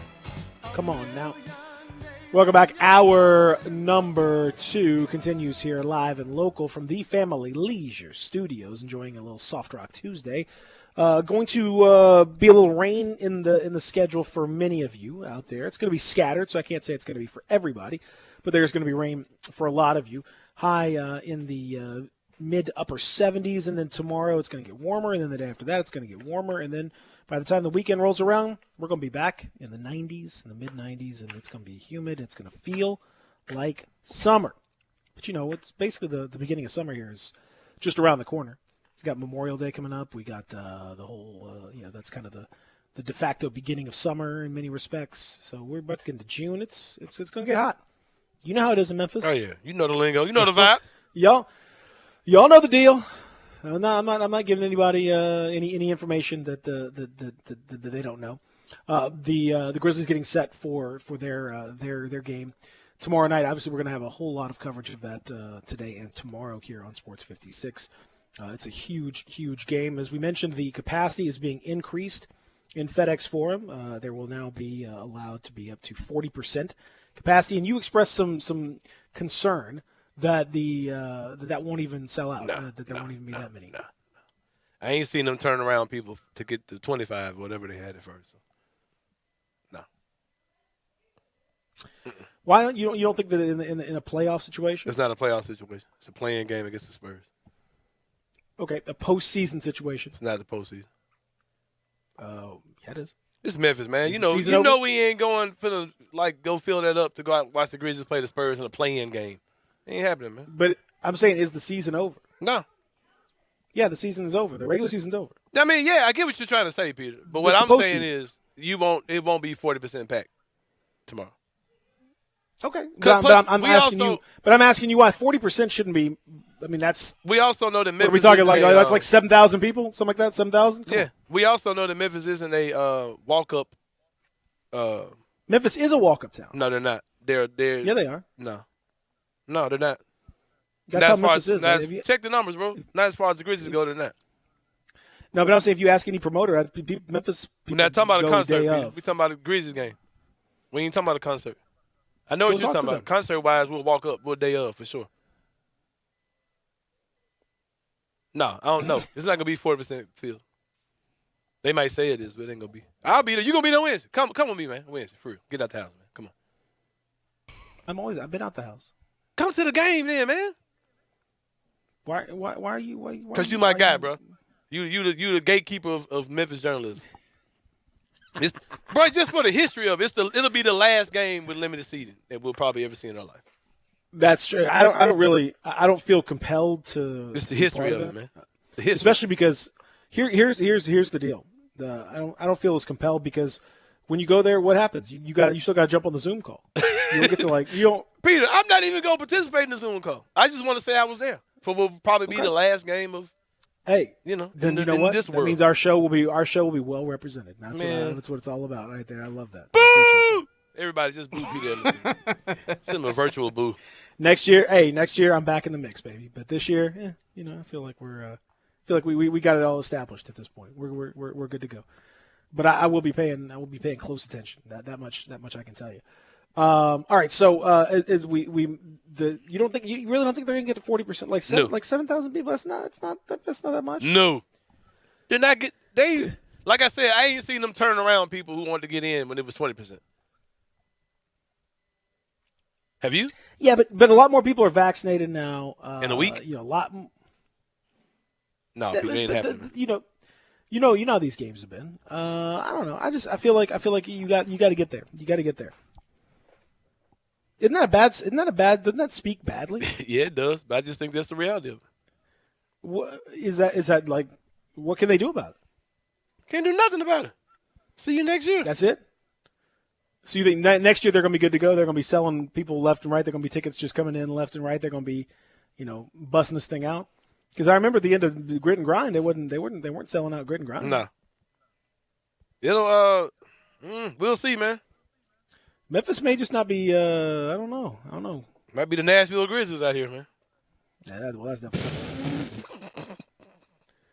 That's definitely not. Don't even joke about that. People are going to lose their minds if you even joke about that. Oh God! Yeah, they coming for me now, boy. Yeah, you don't want any of that. Anthony Sain is joking about that. Just letting you know. But seriously though, you got we I don't know if they can't get that 7,000 people. That's not that much, bro. I'm banking on it not happening. Let me just say that.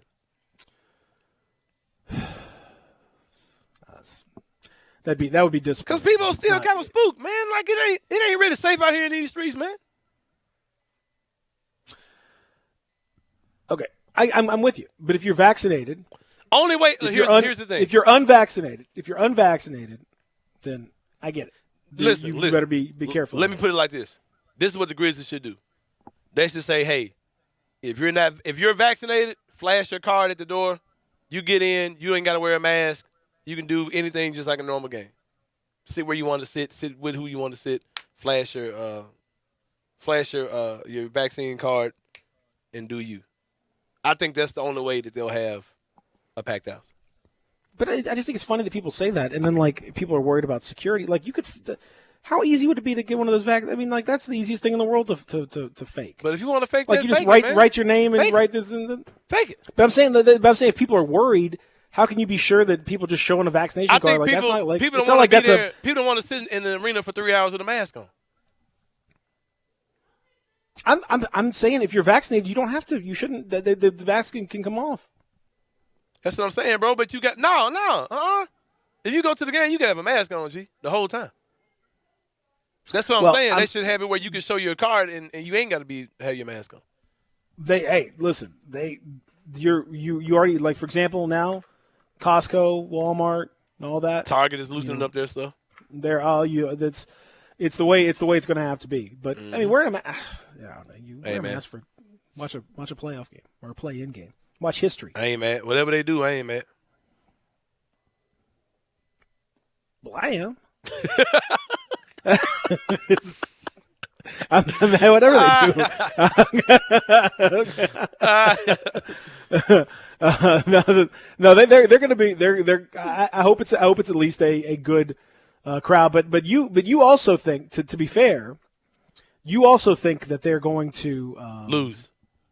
So that's part. That's part of the gig there. That you should probably point that out. Also, you think they're going to lose the game anyway, right? Yeah, it just feels kind of like a deflating. Man. You know how I'm feeling right now. You know what I'm going through. I know what you're going through. I know what you're saying. It seems like the season ended the other night, man. Just being real with you. I mean, the Spurs aren't exactly like a juggernaut. No, they're not. Yeah, the Spurs aren't a elite team by any stretch of the imagination. Mm-mm. So I'm not gonna crown them like they're just some type of champs or something. Now, I will say that the likelihood the Grizzlies make the playoffs, the fact that they would have to beat the Spurs and then go in on the road, beat the Lakers or the Warriors, that's it's gonna be problematic. That one seems a little more difficult. The Spurs, I don't worry about the Spurs situation. I mean, Ja. If you remember, it's kind of interesting that the season opened with the Spurs at home. Mm-hmm. I guess it could close with the Spurs at home.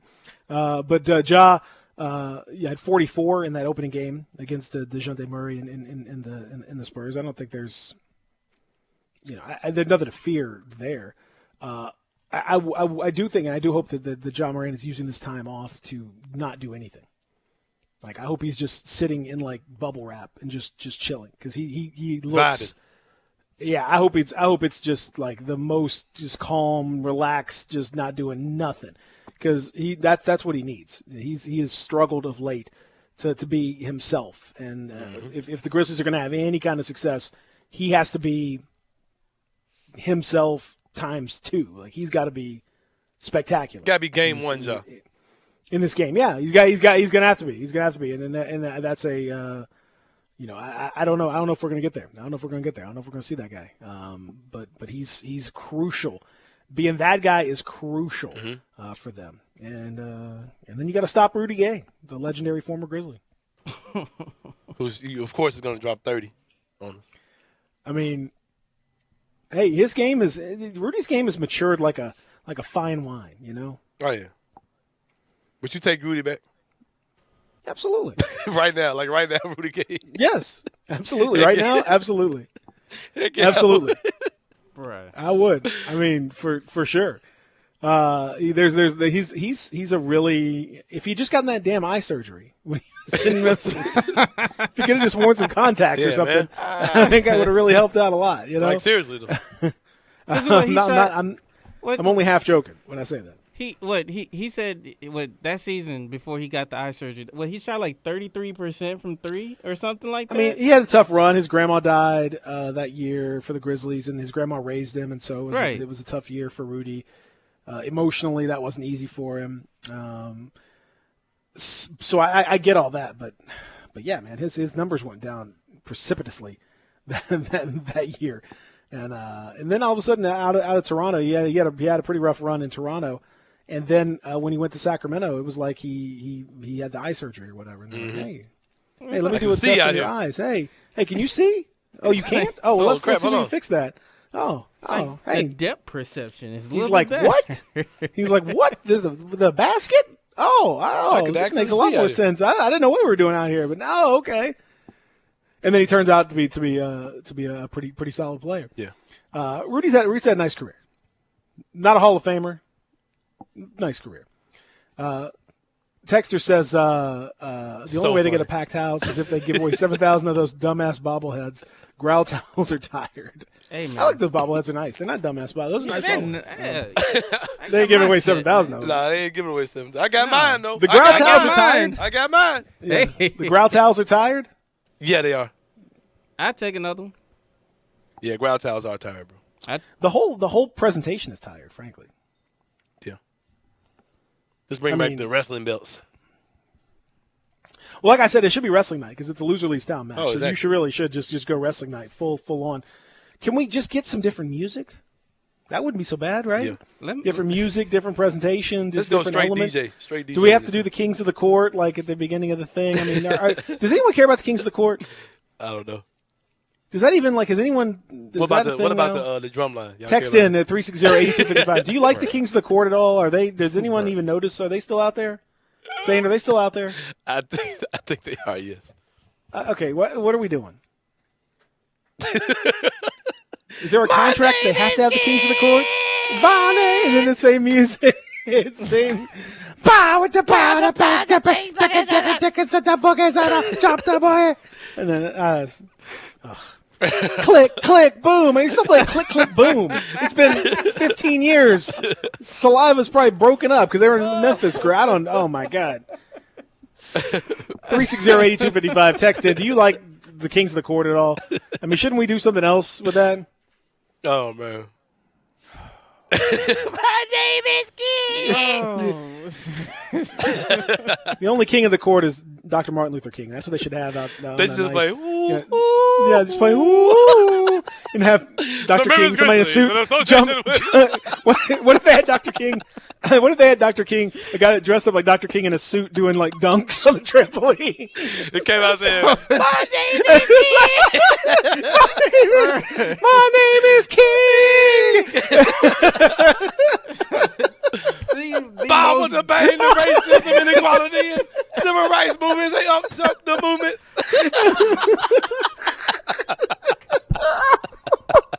I had a dream. He comes out like he walks out like a real like somber, like with that music, like oh, then he's like, my name is King. I had a dream. That is the most disrespectful. Yeah, that'd be cold. Like have somebody come out. The Memphis Grizzlies in association with. Hey, I ain't gonna lie. People get mad when I say this too. That dude, hey, bro, that dude get on my nerves too, bro. The guy that sounds like the Cowardly Lion. Wait, what? What? The announcer dude who sounds like the Cowardly Lion. Oh, you mean Marcus? You talking about Marcus? Why are you talking bad about Marcus? Tell me he don't sound like the Cowardly Lion, I'll stop saying it. Tell me he doesn't sound like the Cowardly Lion, and I'll stop saying it. In association with the National Civil Rights Museum. Put him up. Put him up. He's had some rough goes. I don't know. He had The some Memphis pretty serious Grizzlies issues. in association with the Kings of the Court present Martin Luther King of the Court. I had a dream.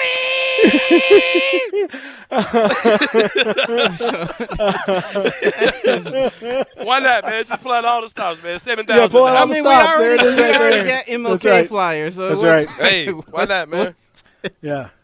Who would What if he dunked on? What if he dunked on Jerry the King Lawler? You know, like the real King, King versus King. Yeah, let's go all out this year. Hey, we really just laid out the MLK Day thing just for. We already gave him the whole MLK Day. Oh man, You can put BLJ inside the suit. He is rolling in his grave right now. Just listen. Oh man, the Memphis Grizzlies in association with the Kings of the Court. I mean, how would the crowd though? If it was like and they had the lighting, and then all of a sudden, like he just burst out and started dunking, like the crowd would lose their mind. Everyone, this is incredible! For sure, this is the greatest thing I've ever seen. Yeah, the Grizzlies doing it wrong, man. Like we do so many things for the Grizzlies organization. And I hope the pug to somebody's listening so they can just, man, we just get y'all free stuff, man. I know. Let's take a break. We'll come back. Oh, put him on. I gotta find Marcus talking, man. Find Marcus talking. Real sports talk. I played the Cowardly Lion in the production of Wizard of Oz. I'm an expert on this issue. I got you. You're exactly right about that. We come back. Lots more to get to here. Real Sports Talk 56, 98.5, 96.1. Broadcasting from the Family Leisure Studio. We are Sports 56, 98.5, and 96.1. AC trouble? Call Air Doctors of Memphis, 901-598-HVAC. Owner Matt Davis is a third-generation full-service air conditioning specialist. Air Doctors of Memphis services all major brands, and labor and parts are guaranteed 100%. Their yearly AC checkup is only $60. Then this year, Air Doctors is the official HVAC contractor for St. Jude Dream House. Air Doctors installed the St. Jude Dream House new Train high-efficiency equipment. Get your service from the best. AirDoctorsOfMemphis.com. Call 901-598-HVAC. Hey, we get it. You don't want to be hearing a Progressive commercial right now, so let us tell you something you do want to hear. You are intelligent. You make all the right decisions. You were smart before smart was cool, and you made it cool again. You have a wealth of knowledge, and you are so very clever. I bet you already knew I was going to say that, you genius. There, don't you feel better? You'll also feel better when you hear you could save big when you switch to Progressive. But I'm pretty sure you already knew that, too. Progressive Casualty Insurance Company and Affiliates. Hi, folks. Good news from the Chevy Sheriff for truck buyers. It's Chevy Truck Month at the Sunrise Chevy Ranch. Rebates up to $7,500 and discounts high as $10,000. Bankrupt, bad credit, it's okay. Sunrise specializes in secondary financing. Need a good used truck? Remember, Sunrise Chevy specializes in used cars and trucks under $15,000. Chevy trucks cost less at the Sunrise Chevy Ranch, partner. Find new roads to 385 in Houston, Levy, and Collierville. Check out the all-new Sunrise Truck Corral. Huge selection of nothing but trucks. All makes, all models, all prices, all trucks, all the time. Next to Sunrise Wolf Chase. Did you know nearly 40% of men under 40 and over 75% of men over the age of 40 experience sexual performance concerns? At the Memphis Men's Clinic, their experienced physician performs a comprehensive evaluation that determines which specific issues may interfere with your sexual performance. These issues can vary and range from anxiety to medical issues, low testosterone, or erectile dysfunction. The Memphis Men's Clinic has evaluated hundreds of men of all ages over the years and reestablished a normal sexual life. The Memphis Men's Clinic will work aggressively to resolve issues and allow you to restore your sexual health and overall well-being. That's the Memphis way. If you're 20 years old or 90 years old, come and get cared for the Memphis way. Treatment that's based on your specific needs after a professional clinical evaluation by their experienced board-certified physician. Call the Memphis Men's Clinic today at 901-443-0475 or visit memphismensclinic.com. Do you know one of the best things you can do for your employees or family's health? Provide Arctic Clear bottled water. Arctic Clear bottled water is your locally owned and operated bottled water provider. Arctic Clear is 100% natural spring water with free delivery and setup, dependable service, and no long-term contracts. What an easy choice. Call Jeff Manus today, 901-382-2363, or visit arctic-clear.com. Arctic Clear bottled water. Call now, 382-2363. That's 382-2363. Welcome back to Sports 56 Mornings with Peter Edmiston and Anthony Sane. Here once again are Pete and Sane. Somebody must change. You are the reason I've been waiting so long. Somebody holds the key. I didn't expect this at all. But I'm near the end and Break this one down for me. I'm still laughing. My name is King. Yeah, that's classic. I can't stop. It's too good. We're just out here giving free advice. Yeah, Grizzlies, man, we're giving y'all we're giving you guys like how you should do MLK Day, playing games, all that stuff, man. Come on now. Hey, you work. They delivered me a box full of bobbleheads, man. Like I think that's the least I can do is just get them free. Don't you agree? I know. Yeah. I know. I agree. I got that same box of bobbleheads. Yeah, man. The stand was broken in my box. Really? But I'm not going. That's fine. I think I'm gonna do mine kind of freestyled anyway. Just kind of. I don't think I'm gonna use the podium. I'm not gonna worry about that. The Kings are going to keep Luke Walton on as their head coach. According to sources. Speaking of poverty, how do you feel about that? Dumb. The Kings are. Luke Walton is a god level finesse master. As being a coach, like what is he doing? Like what is he? Well, he started right, and where did his coaching career start? With the Warriors. No, the University of Memphis. That's exactly right. The University of Memphis, right here at FedEx Forum. I bet he don't proudly presents. He don't give us Luke no Walton, for this. the king of finesse. The finesse. My guy. dad was Bill. I'm a finesse king. I finesse the Kings. Check with the check, the check, the check, check, a check, a check, a get the check, the cut the check. Yeah, man. Direct deposit.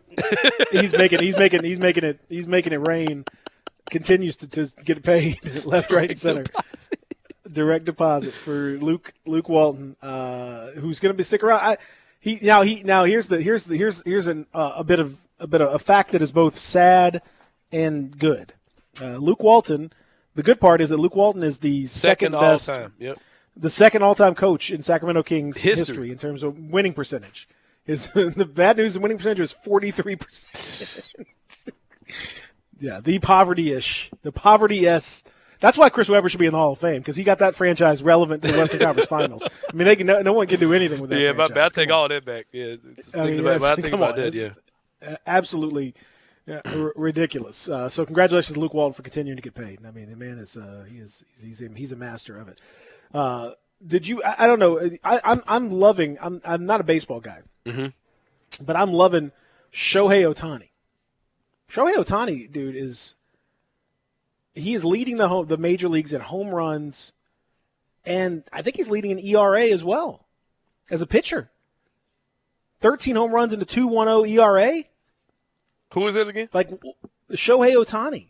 He hit his 13th home run last night on a pitch that was high and out of the zone, and just muscled it over the fence. I mean, this dude, like, that was a big time piece of hitting, and the guy's a pitcher. Like he's got a 2.10 ERA. It's crazy. Peter, let me tell you the bone I have to pick with you, man. You put me on the spot. You throw out some baseball stuff just out of nowhere. We're fresh out of talking about Martin Luther King being part of the Kings of the Court. Yeah. We were fresh off of that. Then you throw this baseball stuff out. And then there's a name I can't Google real fast. Shohei Ohtani. Ohtani? Come on, man. Ohtani.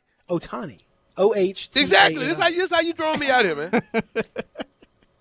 Yeah, let's talk baseball. Let's talk about Shohei Ohtani. Like, hey, but seriously, like a dude's got that many home runs already? Like, didn't the season just start? Yeah, he's a pitcher. That's the part that's crazy, man. Hold on, let me look him up. Spell it for me. S-H-O-W-H-E-Y. No. S-H-O. Okay. H-E-A. And then it should fill the rest out for you. H-E-I, Ohtani. Yeah, yeah, that's him. And ironically, he's not Asian. No, I'm just joking. He's definitely. He's clearly Asian. He's definitely Japanese, for sure. He's 100% Japanese. But, man, he's also 100% phenomenal. I mean, it's crazy. It's crazy. This dude's a pitcher, and he's got that many home runs already. Yeah, that's what I'm saying. Like, as a pitcher, he is a legit power hitter, like extraordinaire, and a very good pitcher. On top of everything else. Yeah, that's crazy. So I mean, like he's got a 2.10 ERA. And then he's also him. Like he's crazy. The ability that he's a great. He's not like he's the power. Like he's a great hitter. Period. He's got like phenomenal ability to, like go and get the ball in different parts of the zone. Like he's not just he's not just swinging. He's a good, fundamentally sound power hitter. On top of he's a freak. He's fast. Like he's a freak.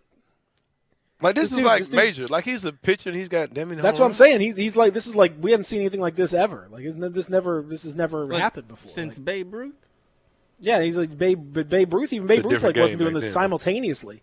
Yeah, and Babe Ruth wasn't playing against black people, and that's another part of it. Facts. Peter, I like how you say I mean, stuff for me. Like, this dude leads the league in home runs right now. I know he leads the league in home runs. I think he's league leader. He's got to be up there in ERA. He's crazy, man. Yeah, that's wild. That is wild.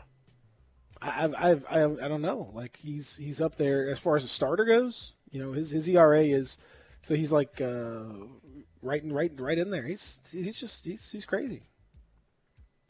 A DH that's actually the pitcher. Oh, because he's playing in the American League, right? Yep. But he's batting as the DH still. That's what I'm talking about. Yeah. And he plays outfield if they need to. Huh? Yeah. They need to do some DNA checks on this dude. This might be another Yao Ming situation.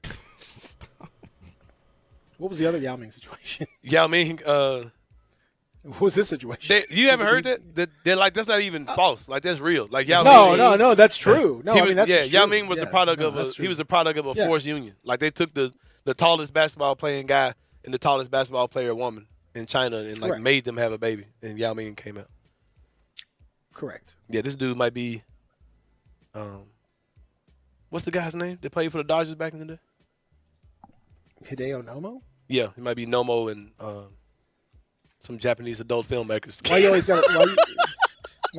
Why you got to compare him to that? Come on, man.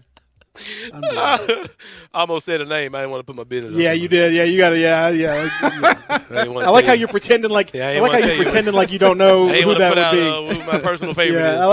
I like how you're pretending how you have exactly. no idea like who that could possibly be. Yeah. Like, I don't have a clue who that could be. I can't think of her name right now. I know her name, but the face is on the tip of my tongue. I just can't. Tip of your tongue. Just can't spit it out. Right when we hour number 3 on the way as we continue. Real Sports Talk, Sports 56, 98.5, 96.1.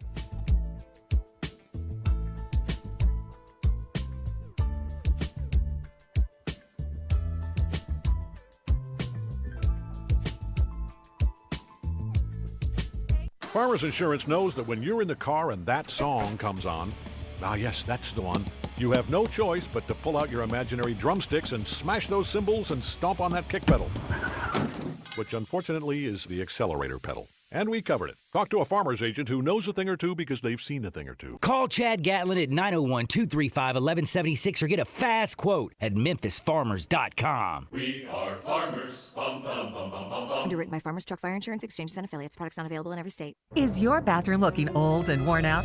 Want to update it, but you don't know where to start?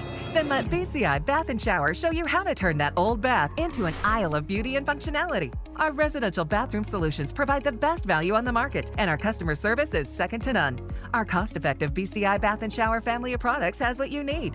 Remodeling our bathroom was a big decision for us. They didn't make a mess out of our house at all. And at the end of the day, we had a beautiful new bathroom. And it was a great experience the whole way through. We have the best monthly payment programs in the industry, with payments as low as $68 per month or no interest, no payments for 18 months.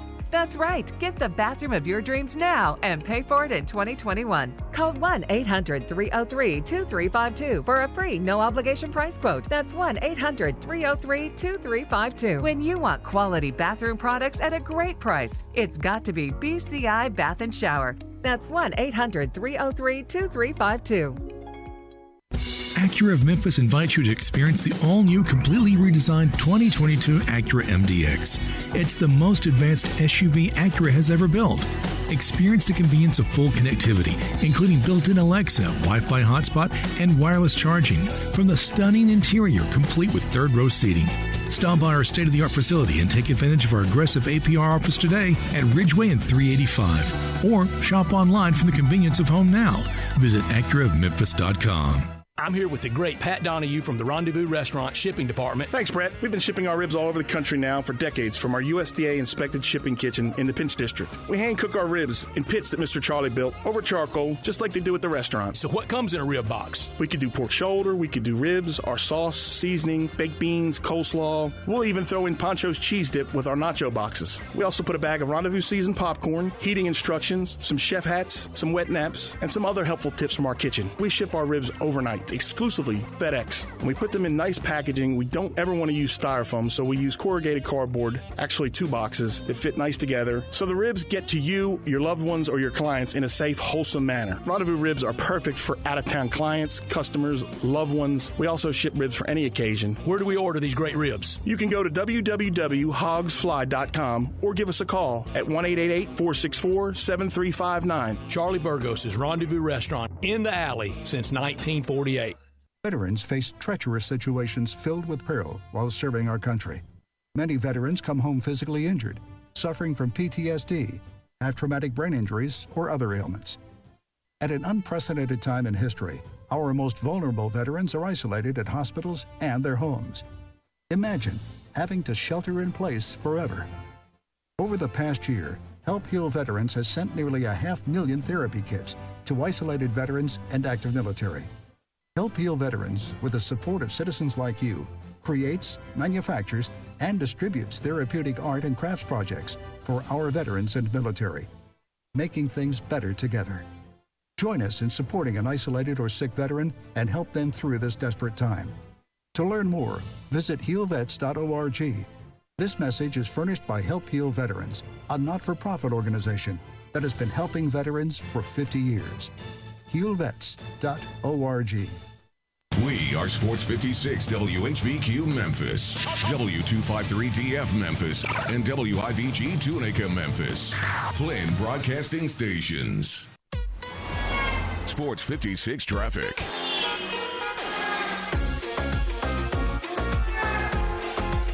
So we're still working the accident on I-40 westbound near Chelsea Avenue. That's I-40 West near Chelsea Avenue. Also, we have a new accident on Front Street at MLK Avenue. That's Front Street, MLK Avenue, dealing with the accident there. Also, just to be advised, down in DeSoto County, Strickland Road between Red Banks Road and Myers Road will be closed today from 8 a.m. to 1 p.m. today. That's Strickland Road between Red Banks and Myers Road will be closed from 8 a.m. to 1 p.m. And that's your Sports 56 traffic update. Welcome back to Sports 56 Mornings with Peter Edmiston. Yes, I will be good, I promise. Co-hosting Sports 56 Mornings is Anthony Sane. That's great, man. This hour is brought to you by Acura of Memphis. Now, back to Peter and Anthony. Think about us all leading up together. As soon as I look at you, it will show on my face. Then they'll know that we've been loving each other. We can never know. No. Come on now. You gotta love that, right? Mm-hmm. Hour number 3 is here on a Soft Rock / Quiet Storm Tuesday. Zach's over here just in the mood, feeling the vibes. Didn't mention Quiet Storm, Zach. Quiet Storm. Just not even. No, he's just. No, he's not in the mix at all. He's out. You know, I had it. I had it ready in the first hour because I was getting ready. I was waiting for you guys to say it, Yeah, but so then it's kinda derailed. But then you didn't say it. So now say it one more time. Quiet Storm. There we go. See, you had it. You had it under control. I wasn't even worried about it. You had it exactly under control. You're good to go.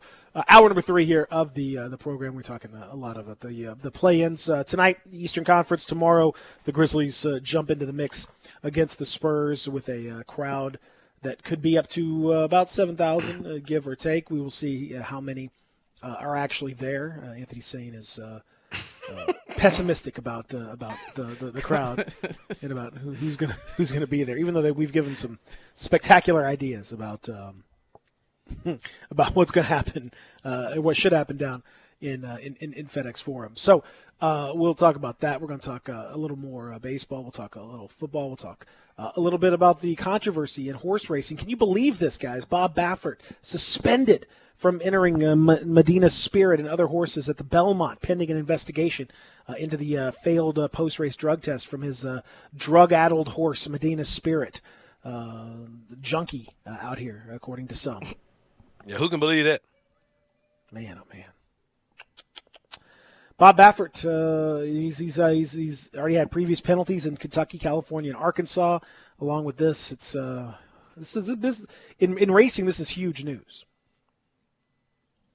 Yeah, huge news. My money is still. We're gonna stop drugging these horses up. I'm still putting my money on him. His first excuse of a guy peed in the stall, and the horse ate some of the hay, and that's how he got in the middle of the barn. Sick, yeah, smoking on. It was. Hey, hey. Something's wrong with us today. I peed on some hay in the middle of the barn. He should have his horse come out to that song. Yeah, he should taunt everybody. So that obviously was not that was the first thought, is that a worker in the barn had taken some kind of prescription cold medication or something and peed in the barn, and the horse ate the hay. It's a tremendous excuse, I got to say. I guess really that's a top notch excuse. Turns out that was not actually the case, and that there was Bob Baffert had to come out and say, well, no, actually there was a cream that was put on the horse, and I didn't know about it. How he didn't know about it, again, I don't know. But anyway, he's been suspended, so that's a shame. I know as a horse racing guy, saying you're upset about that. Oh yeah, for sure. He's not really. Well, wait, so hold on, his horse can't race in the Western? Nope.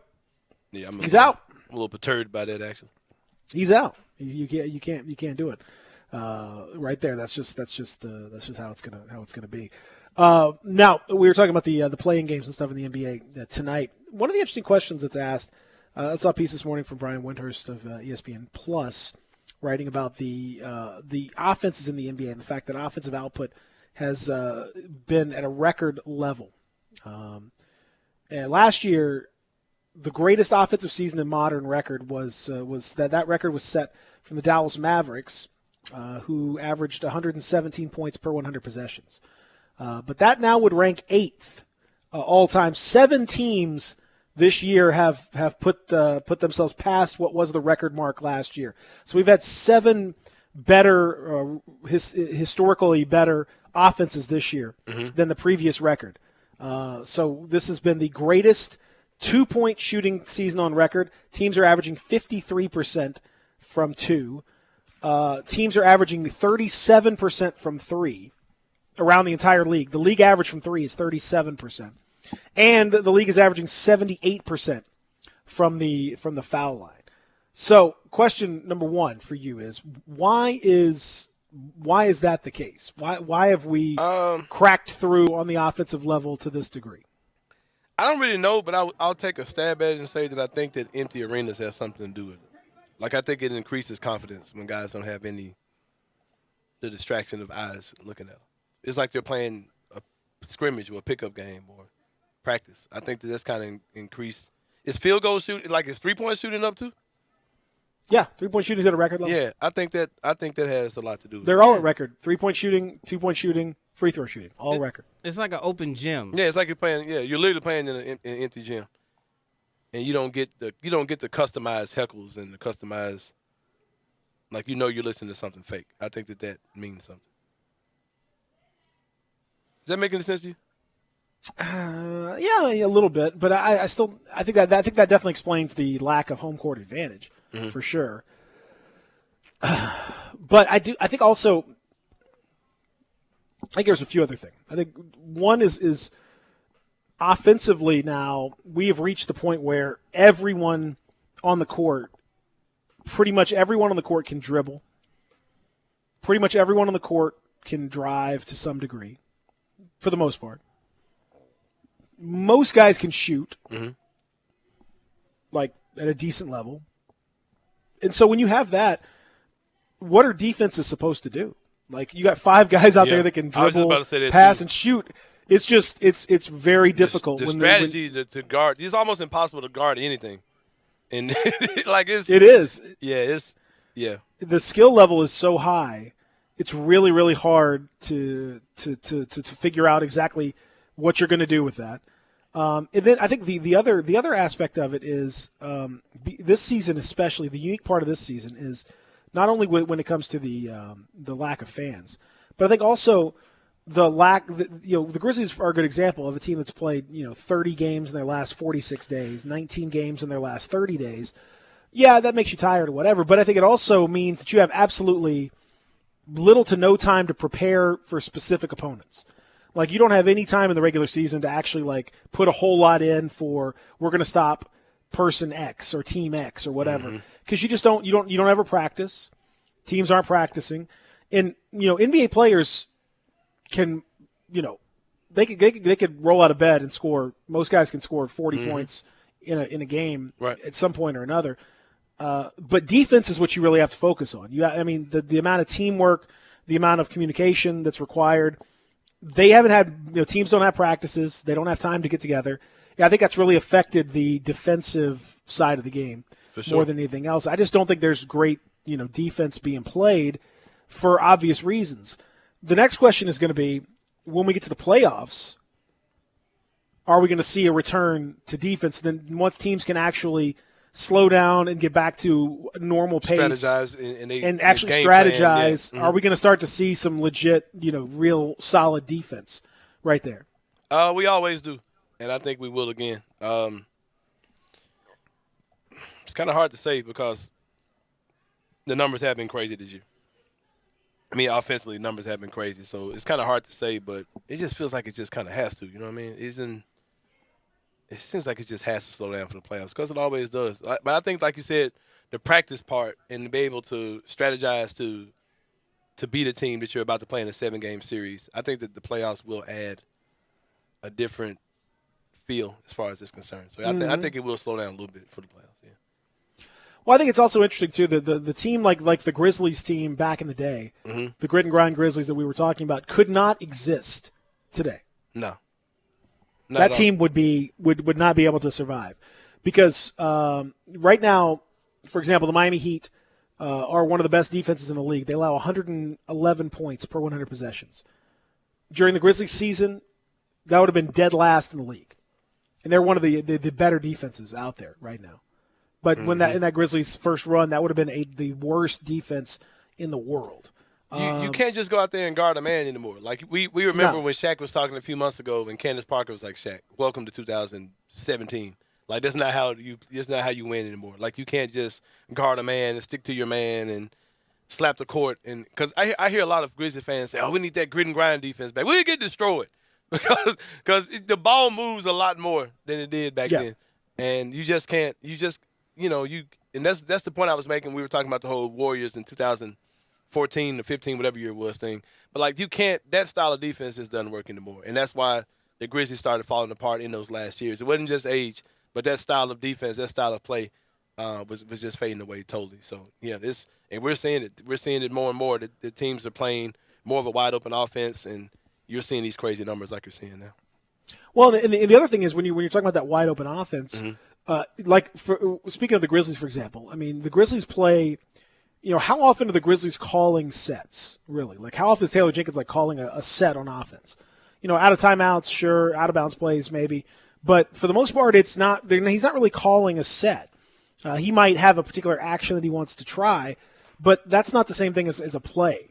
I think people think that the teams are calling plays, and they're really not. I mean, not much, not anymore. I mean, it's mostly like, if I do this, you do that. It's read and react. Like here, this guy's going to do this. And then it's sort of half random offense. And that's true basically around the league now. So if you're a defense, it's not like you can necessarily prepare for, they love to run X because that gets the ball to Y. They do some of that, but not to the degree they used to. It used to be back in the day, teams would run very structured sets. They don't do that as much anymore. So defensively, you now have to be flexible and versatile and switch and do things like that because you don't, tomorrow night, Greg Popovich isn't going to be calling out, hammer fist this that. It's not going. You're not going to hear a bunch of that. It's going to be a lot of read and react stuff, and so your defense has to be flexible and communicate as well. That's why they talk about 5 guys on a string. That's what that means. You move here, I move there, and I just don't think there's been enough time to get that level of communication and synergy with teams, with most teams this year. Maybe in the playoffs that it comes back, but I think that's an interesting factor. So for the Grizzlies, hey man, score points. That's offenses I think are still going to be ahead. I think the defense will come back to some degree, but I still think you're going to see a lot more offense push. It's just that's the nature of where we are right now in the league. That's just what it is. I just thought about something. Today is the game is, of course, tomorrow, Grizzlies versus Spurs in the play-in 9 versus 10 game. We joked about Grayson yesterday. Is Grayson going to be back tomorrow? I don't know. Not sure. If he's ready, do you play him? Do you start him? Do I start him? Yeah. No. Does Taylor Jenkins start? Yes. If he's ready, he's starting. I mean, can you walk? Okay, you start. I mean, that's are you? If you can put on the uniform, you're in. That's in the starting lineup. I mean, if you're asking me, what would my starting lineup be? I would start Dylan, Kyle, Jaren, and I would stick with that group. But the problem with starting Grayson though is that means you're probably not going to start Jaren. Whoever you start at the 2 is going to take the place of Jaren, I would think, unless you're going to, they've not shown any propensity to take Kyle out of the starting lineup. So, those are the other 2 guys. The guys that are guaranteed to start are Ja, Dylan, and Jonas. Jaren. So, and Jaren should be in that. But I'm saying if you're going to start Grayson Allen, all of a sudden Jaren's position becomes a little bit up in the air. Unless you want to throw Kyle to the bench, and I don't know if that's what he wants to do. I think it's not a bad idea. I mean, I'm okay with throwing Kyle as a bench kind of curveball guy. He's going to play his minutes anyway, but that's something to consider. What do you think? Do you bring back Grayson? You kind of say roll with what got you here, but he got you here too. You know what I mean? So I don't know, man. I don't think there's gonna be a issue because I don't think he'll be ready. But shoot, man,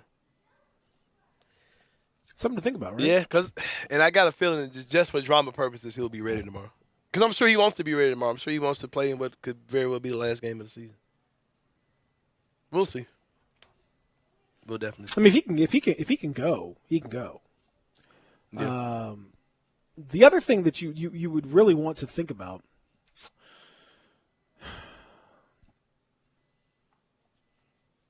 do you change anything specifically for the Spurs?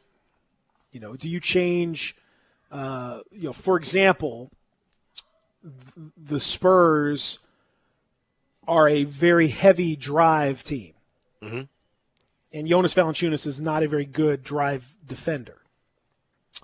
Do you now? They do have Gorgie Jang. They have our friend Jakob Poeltl. Jakob Poeltl is going to be sponsoring, I'm sure, the event tomorrow. Mm-hmm. They have a little more size inside, but do you sacrifice Jonas at all? It's kind of a matchup situation with the Spurs, knowing that they drive a lot and knowing that probably that floater game is going to be there all night long unless the Grizzlies can find a better way to deal with, the drives of Murray I do feel like the Spurs are going to little boys, like we're really going to expose us for JV tomorrow. I feel like they're really, like offensively and defensively, I think they're going to really. That would be my concern. Man, I don't know, man. Like this. That's what really bothers me about them because whatever the perfect strategy is, Pop's got it. Like that's what he's gonna do.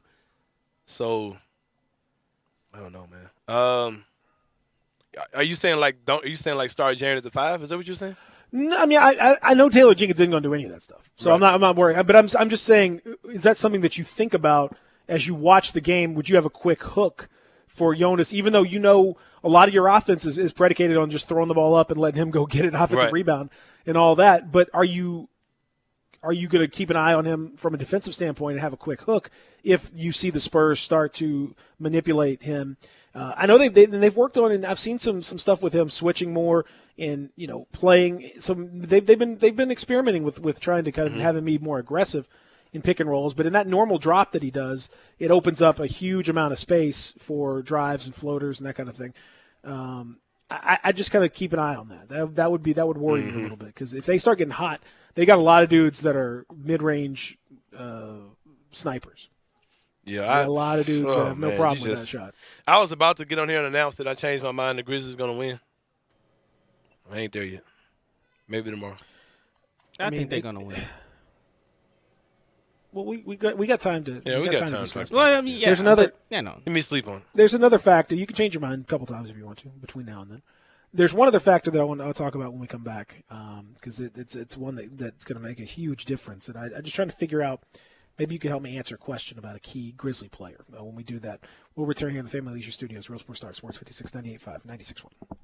Spend your lunch with Greg Gaston and Eli Savoy on Sports 56 Middays. Lunchy munchy. Weekdays from 10 till 1 on Sports 56, 98.5, and 96.1. The summer of fun is here now at Mario's Pools. Hi, everybody. This is Dave Woloshin from Mario's Pools on Exeter Road. That beautiful pool, well, it just doesn't happen. So call Mario, and his team will be right there to guide you every step of the way if you want to do it yourself, or they'll do it for you. If you need a replacement pool liner, Mario has the best price against all the major competitors, and by the way, the best selection. Call Mario's Pools, easy, 552-3399. That's 552-3399, or just walk in, so easy, in Germantown on Exeter Road.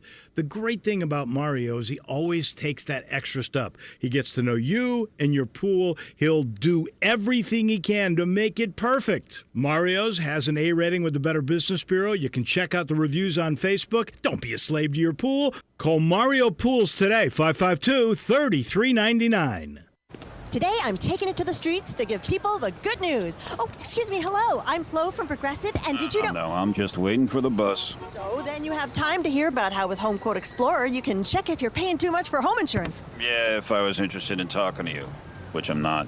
Okay, I'll do the talking, and you just check if you can be saving, which is going to be pretty hard to do if you put on your headphones. Okay. See if you're paying too much for home insurance with Home Quote Explorer. Progressive Casualty Insurance Company and affiliates. Comparison rates not available in all states or situations. Hi, I'm Tito Beveridge, founder and master distiller at Tito's Handmade Vodka. In 1997, I started the first micro distillery in the state of Texas with my dog, Dog Joe, at my side. We're still working with dogs out at the distillery after all these years. Learn more about how dogs are a part of life here at Tito's Handmade Vodka at vodkafordogpeople.com. Tito's Handmade Vodka is made from corn and naturally gluten-free.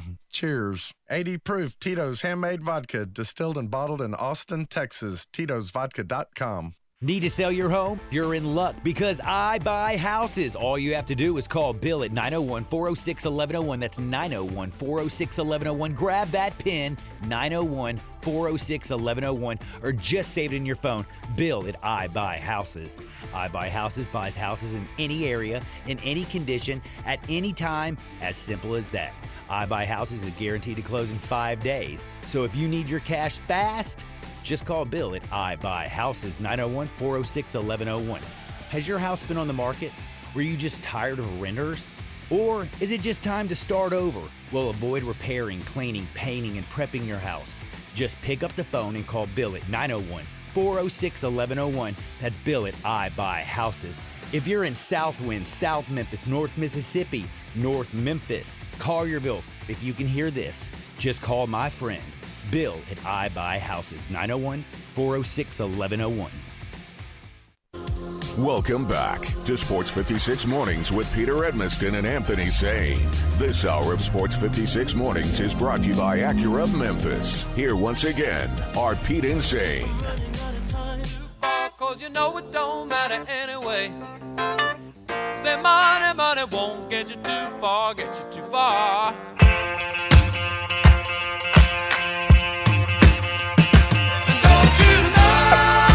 Yeah.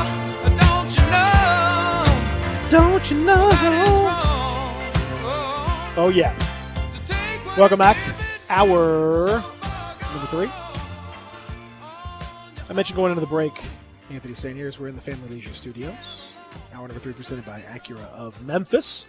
Our good friends at 385 and Ridgeway, home of the 2022 fabulous MDX, the height of luxury in the SUV category. If you've not driven it, go and drive it. It's redesigned. It looks great. Drives great. It's a lot of fun. You'll love it. Go check it out. Acura of Memphis, online, AcuraMemphis.com. Question for you. Mm-hmm. Given what we have seen this year, and then given what we've seen over the last, I'd say probably month, and maybe 2 weeks, what is your level of concern regarding DeAnthony Melton? What would you do with DeAnthony Melton in this game? He has been a crucial part of the team. Played really well. Really improved his shooting. Really improved a lot of what he's been all about. Been a vastly improved player throughout most of the year. But in the last 2 weeks or so, he ain't been bringing it. He's not, and he was miserable against the Warriors on Sunday. He played well in that game against the King, or played comparatively well in that game against the Kings that did not matter at all. But in the one that did matter, in the game that did matter, he played awful. He turned into Bubble 2 Melton. points. 3 points against the Dallas Mavericks. You mentioned last year, and I'm glad you brought that up because I was going to talk about that. Bubble Melton last year was a disaster. And we sort of chalked that up to, he maybe didn't want to be in the bubble as much, and maybe he just wasn't, feeling mentally. A lot of guys had some mental issues with all that stuff. Hey, that happens. Mm-hmm. We chalked it up to that. But basically this year, he was good against Toronto in a game that, against a bad team. But the rest of the game, he had 4 points, 3 points against Denver, 6 against Portland, 4 against Orlando, 3 against the Knicks. Only 1 rebound, not really shooting the ball very well. What's going on with DeAnthony Melton? Is he tired? What's happening? Melton's one of those guys where maybe, like we talked about this, guys who the moment might have gotten too big for him. He might be one of those guys who, last time we saw him when it counted, this is who he was. So maybe these type of moments are too big for him. So you think maybe he's just not a big game player? Maybe. Maybe he's just not mentally ready for it? Is that what you're saying? Maybe. I mean, who am I to question DeAnthony Melton, though? But it is what it is. Can I say that his defense is affecting his offense? What you mean? You can say whatever you want. Yeah, say what you want. Well, because the thing is, because when watching, doesn't mean you're right. Maybe I'm wrong. I don't know, but my feeling is that his defense is affecting his offense most of the time. Too many. I think it's just too many times where he'll be in the right position, but he'll make the wrong step or the wrong move. Like the one play that constantly stands out to me was the Steph Curry 3 where Melt and Jaren went to double Steph, and then when Steph got rid of the ball, Melton left the area. And I'm sitting here like, yo, what are you doing? Like, that's the best 3-point shooter of all time, man. Like, that Jaren has to guard like 40 feet out. Like, no, don't leave him alone with the guy. Because Jaren having to try to deflect the pass, and now he's having to vacate to try to go and contest Steph.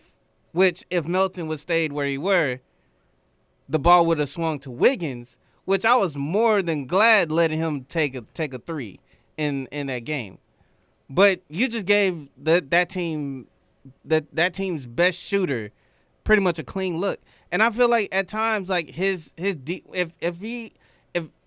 he's not doing well defensively, like getting steals, like locking down his man, he'll try to force something on offense, which like the jump shot or try to get into the paint and then don't know where he's going to go with it. I feel like he starts to force it because he's trying to make up for what is not coming for the lack of defensive turnovers or whatever he does on defensive. I think it also goes back to the fact that I think that there is some truth to what you're saying, Zach, but the thing is, D'Anthony Melton's never been a great, defender.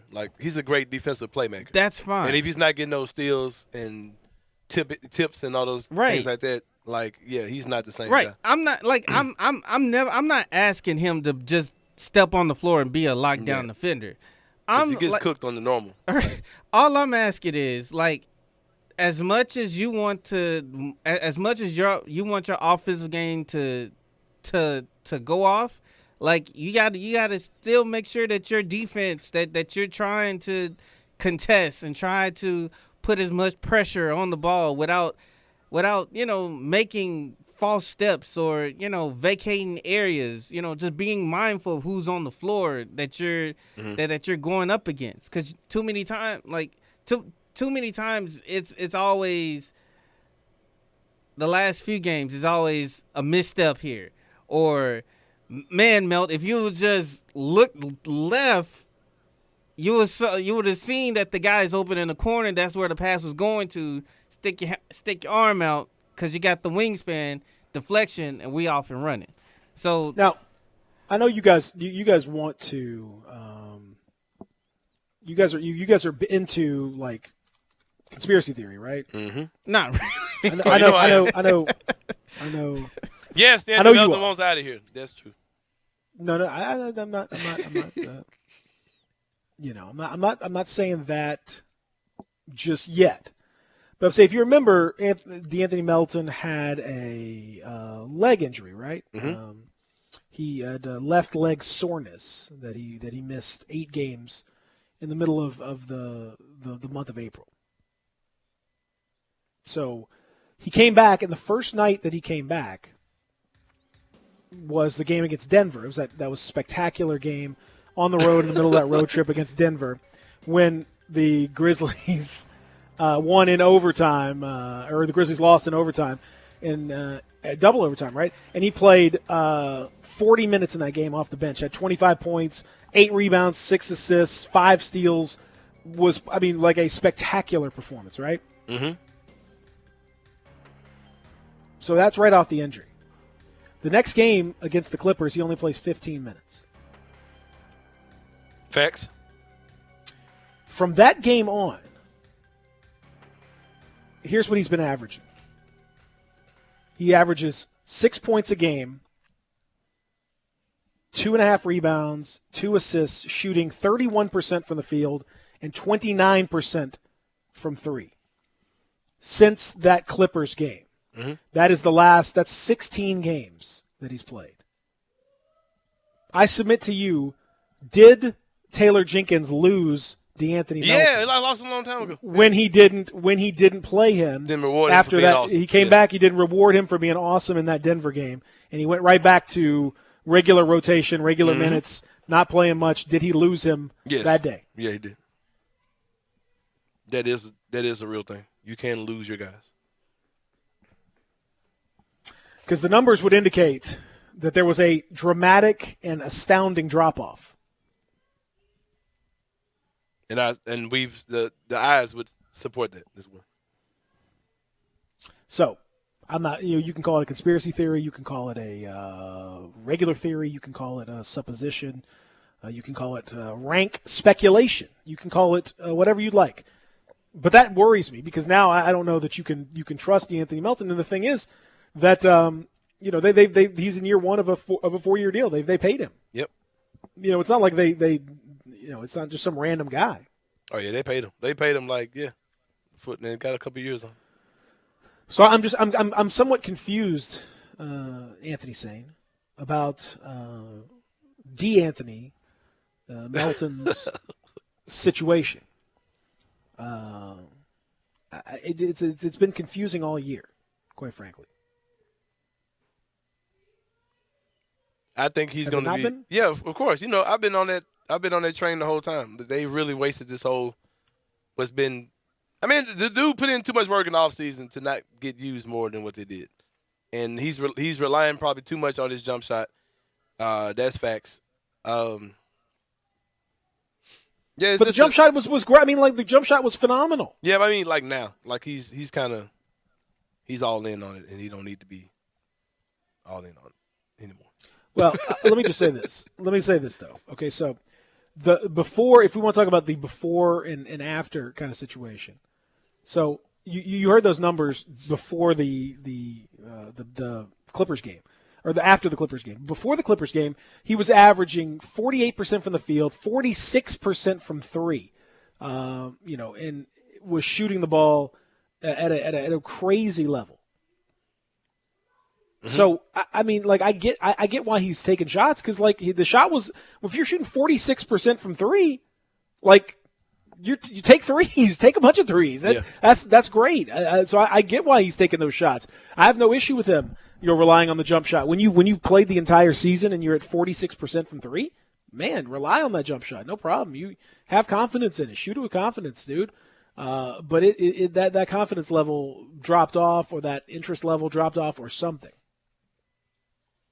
Yeah, I do. I mean, if I were a guy who put in the work he put in, and he feels like he's third string in the rotation as far as shooting guards are concerned, I would feel away. I mean, it's just natural. I mean, he probably feels like he's better than Bane, and he probably feels like he's better than Grayson. He probably thought he put in the work to be the starting shooting guard this year, and here we are.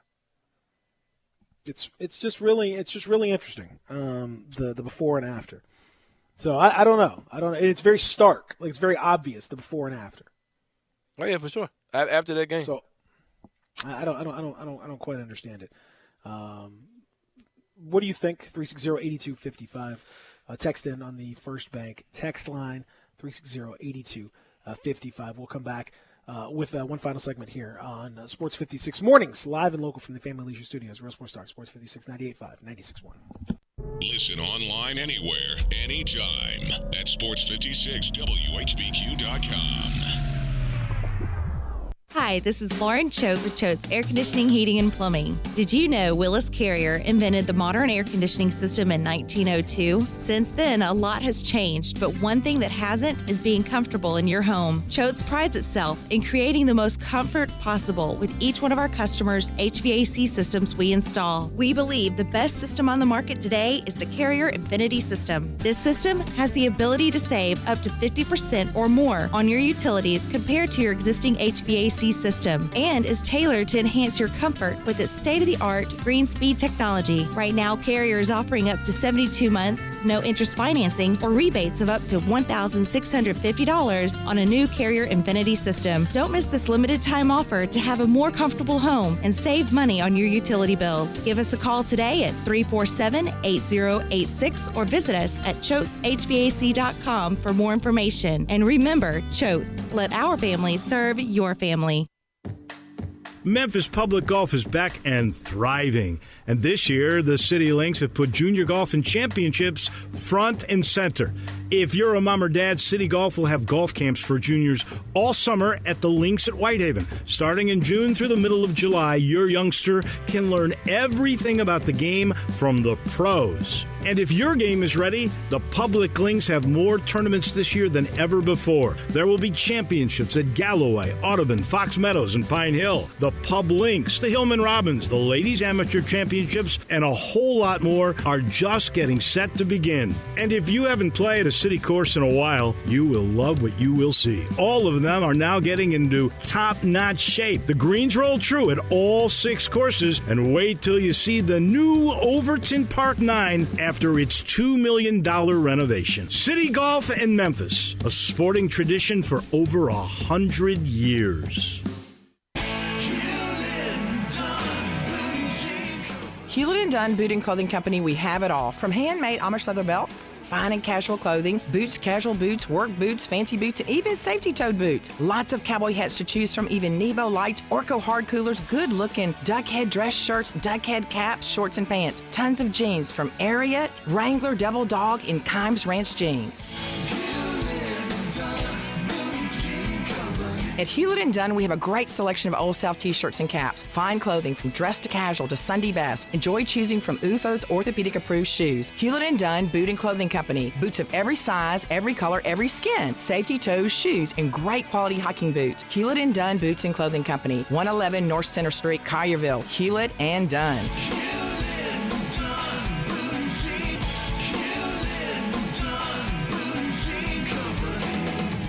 Hewlett & Dunn, serving you and your family since 1961. Welcome back to Sports 56 Mornings with Peter Edmiston. Yes, I will be good, I promise. Co-hosting Sports 56 Mornings is Anthony Sane. That's great, man. This hour is brought to you by Acura of Memphis. Now, back to Peter and Anthony. My friends wonder what is wrong with me. Well, I'm in the daze from your love, you see. I came back to let you know. Got a thing for you. And I can't let go. Ding, ding, ding, ding. What was that? I don't know. Oh, yeah. Blue-Eyed Soul, baby. Ain't nothing wrong with it. You know I fool with it. Did you know that Bobby Caldwell, they tried on his first album, they specifically did not put his picture on there. They tried to hide the fact. Deceive people into thinking that he was black, when in fact he is not. Didn't and they- then finally, they eventually became a big enough name where they had to kind of put it on there. 'Cause everyone, They did that to Lady T, am I correct? With her as well. yeah, that's happened a couple times where Yeah. you've seen people trying to kind of sort of fudge the info a little bit out there. I'm just trying to figure out where did all this soul come from, sir? Like, who hurt you? Like, what happened? Like, I need a backstory to all of this, man. Like, how, where in the depth of your soul did this arise from? Like, we need some more answers.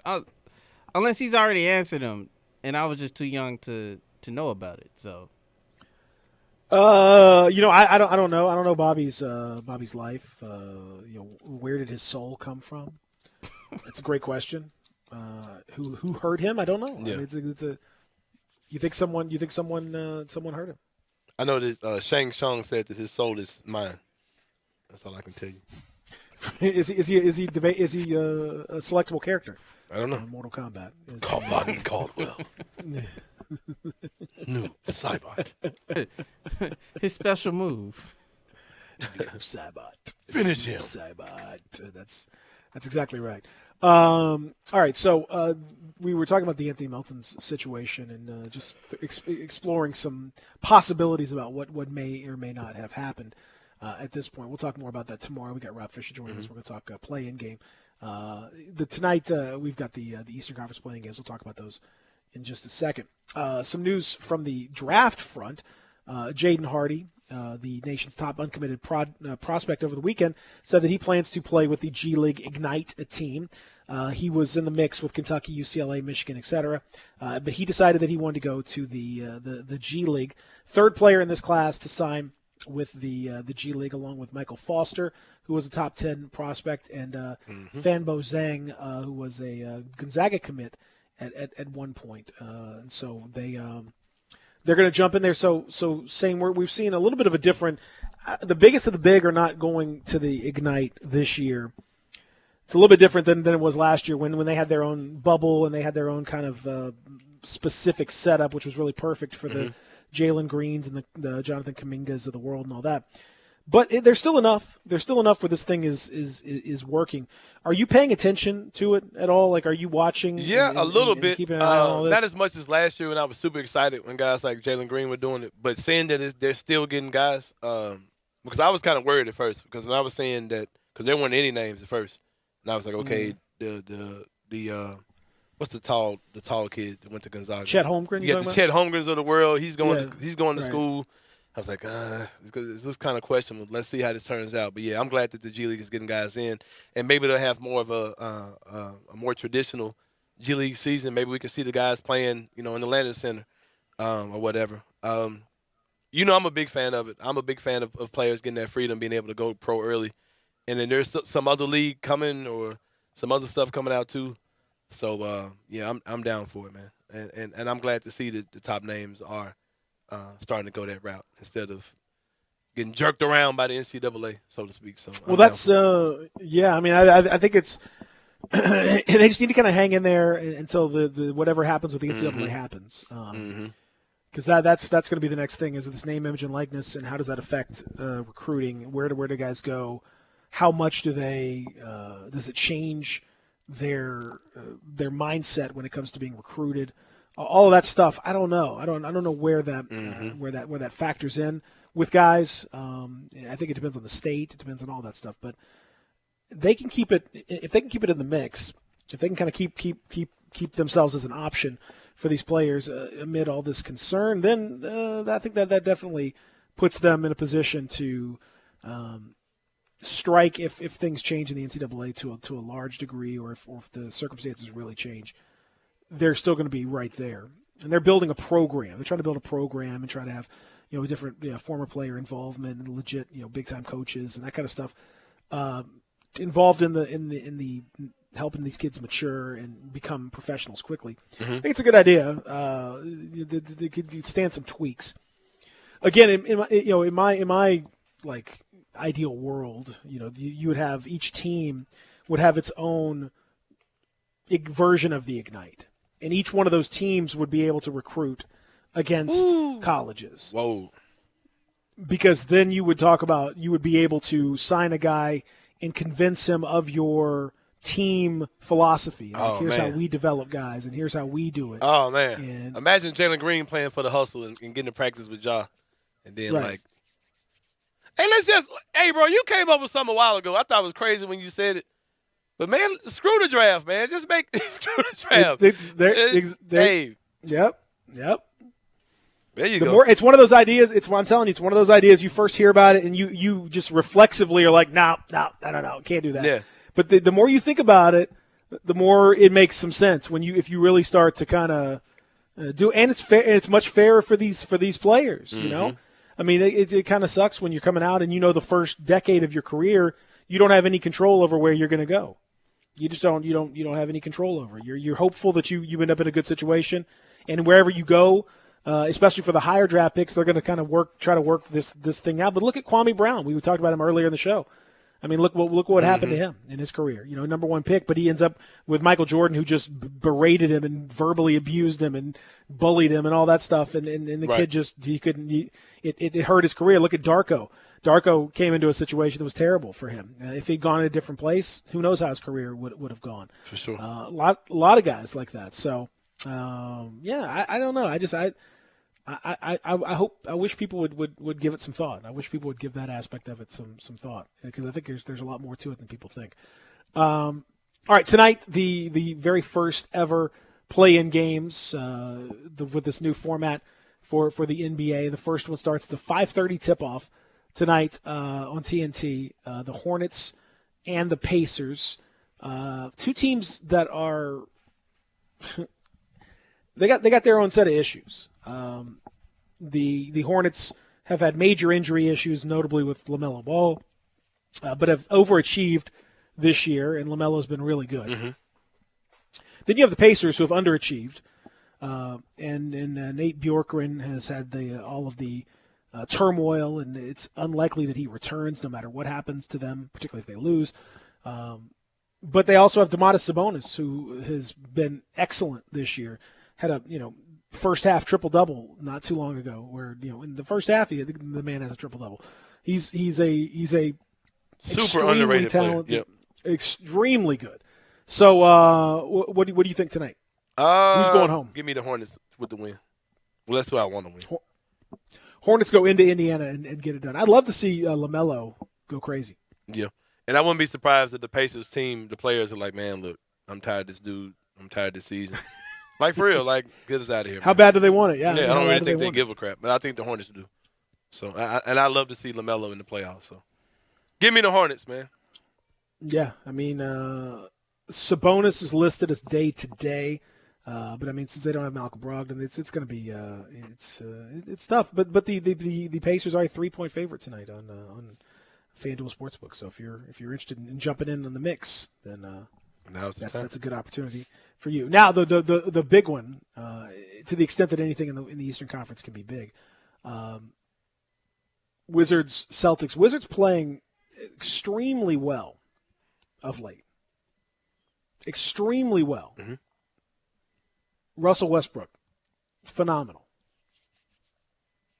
Averaging 11.5 rebounds per game, 12 assists per game.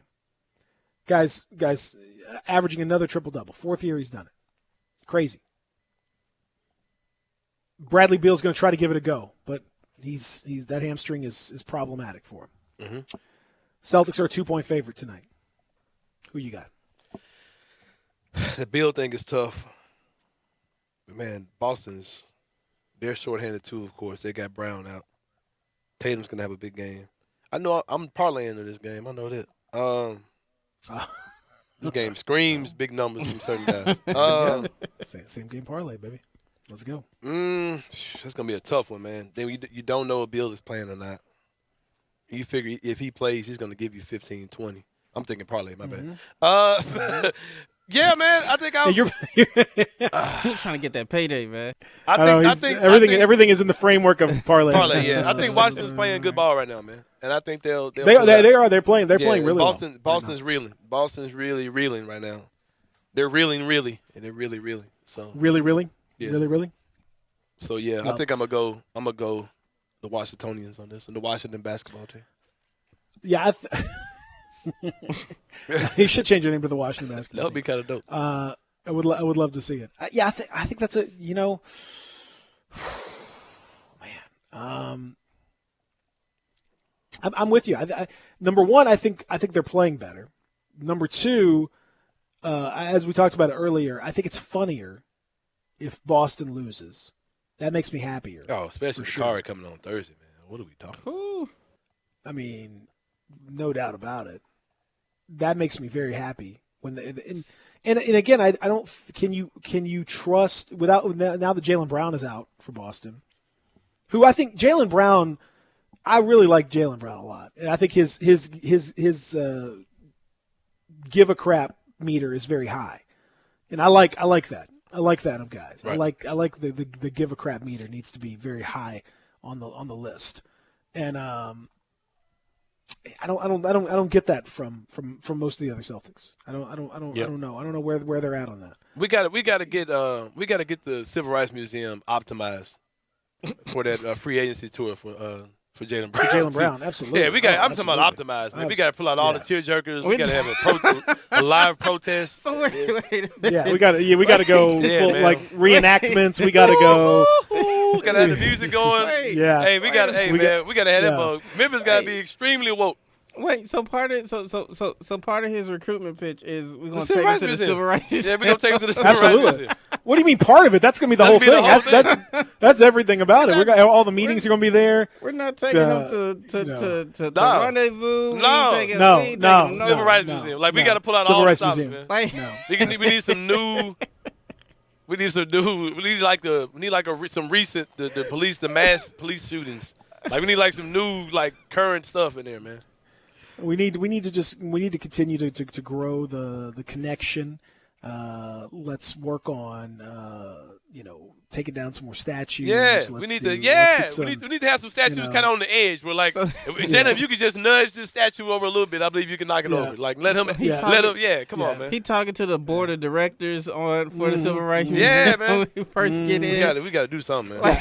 I think he could win that Sports Legacy Award, even though he's 23 or whatever. The first ever current player to win the Sports Legacy Award. And then play the remix. My name is Won't did it, wonky.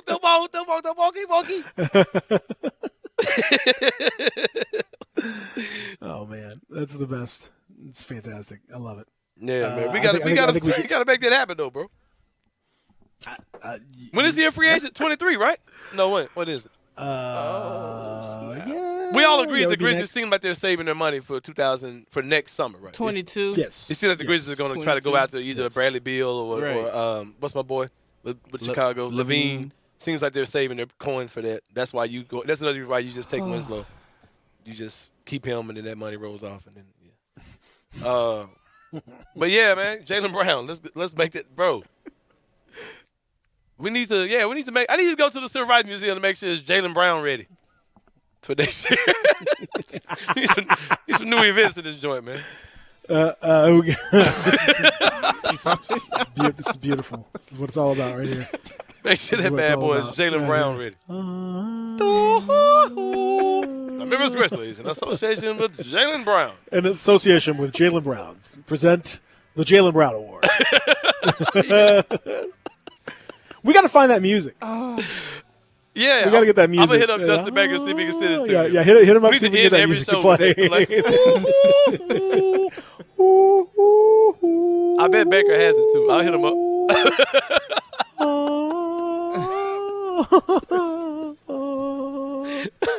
It just seems like the room gets cold or something when you hear that music. It's like, why I get Memphis Grizzlies. I know, where's my jacket at, man? To honor the life and legacy of Dr. Martin Luther King, the Memphis Grizzlies would like to welcome Jaylen Brown. Yeah, we just started Greg and Eli show off of it.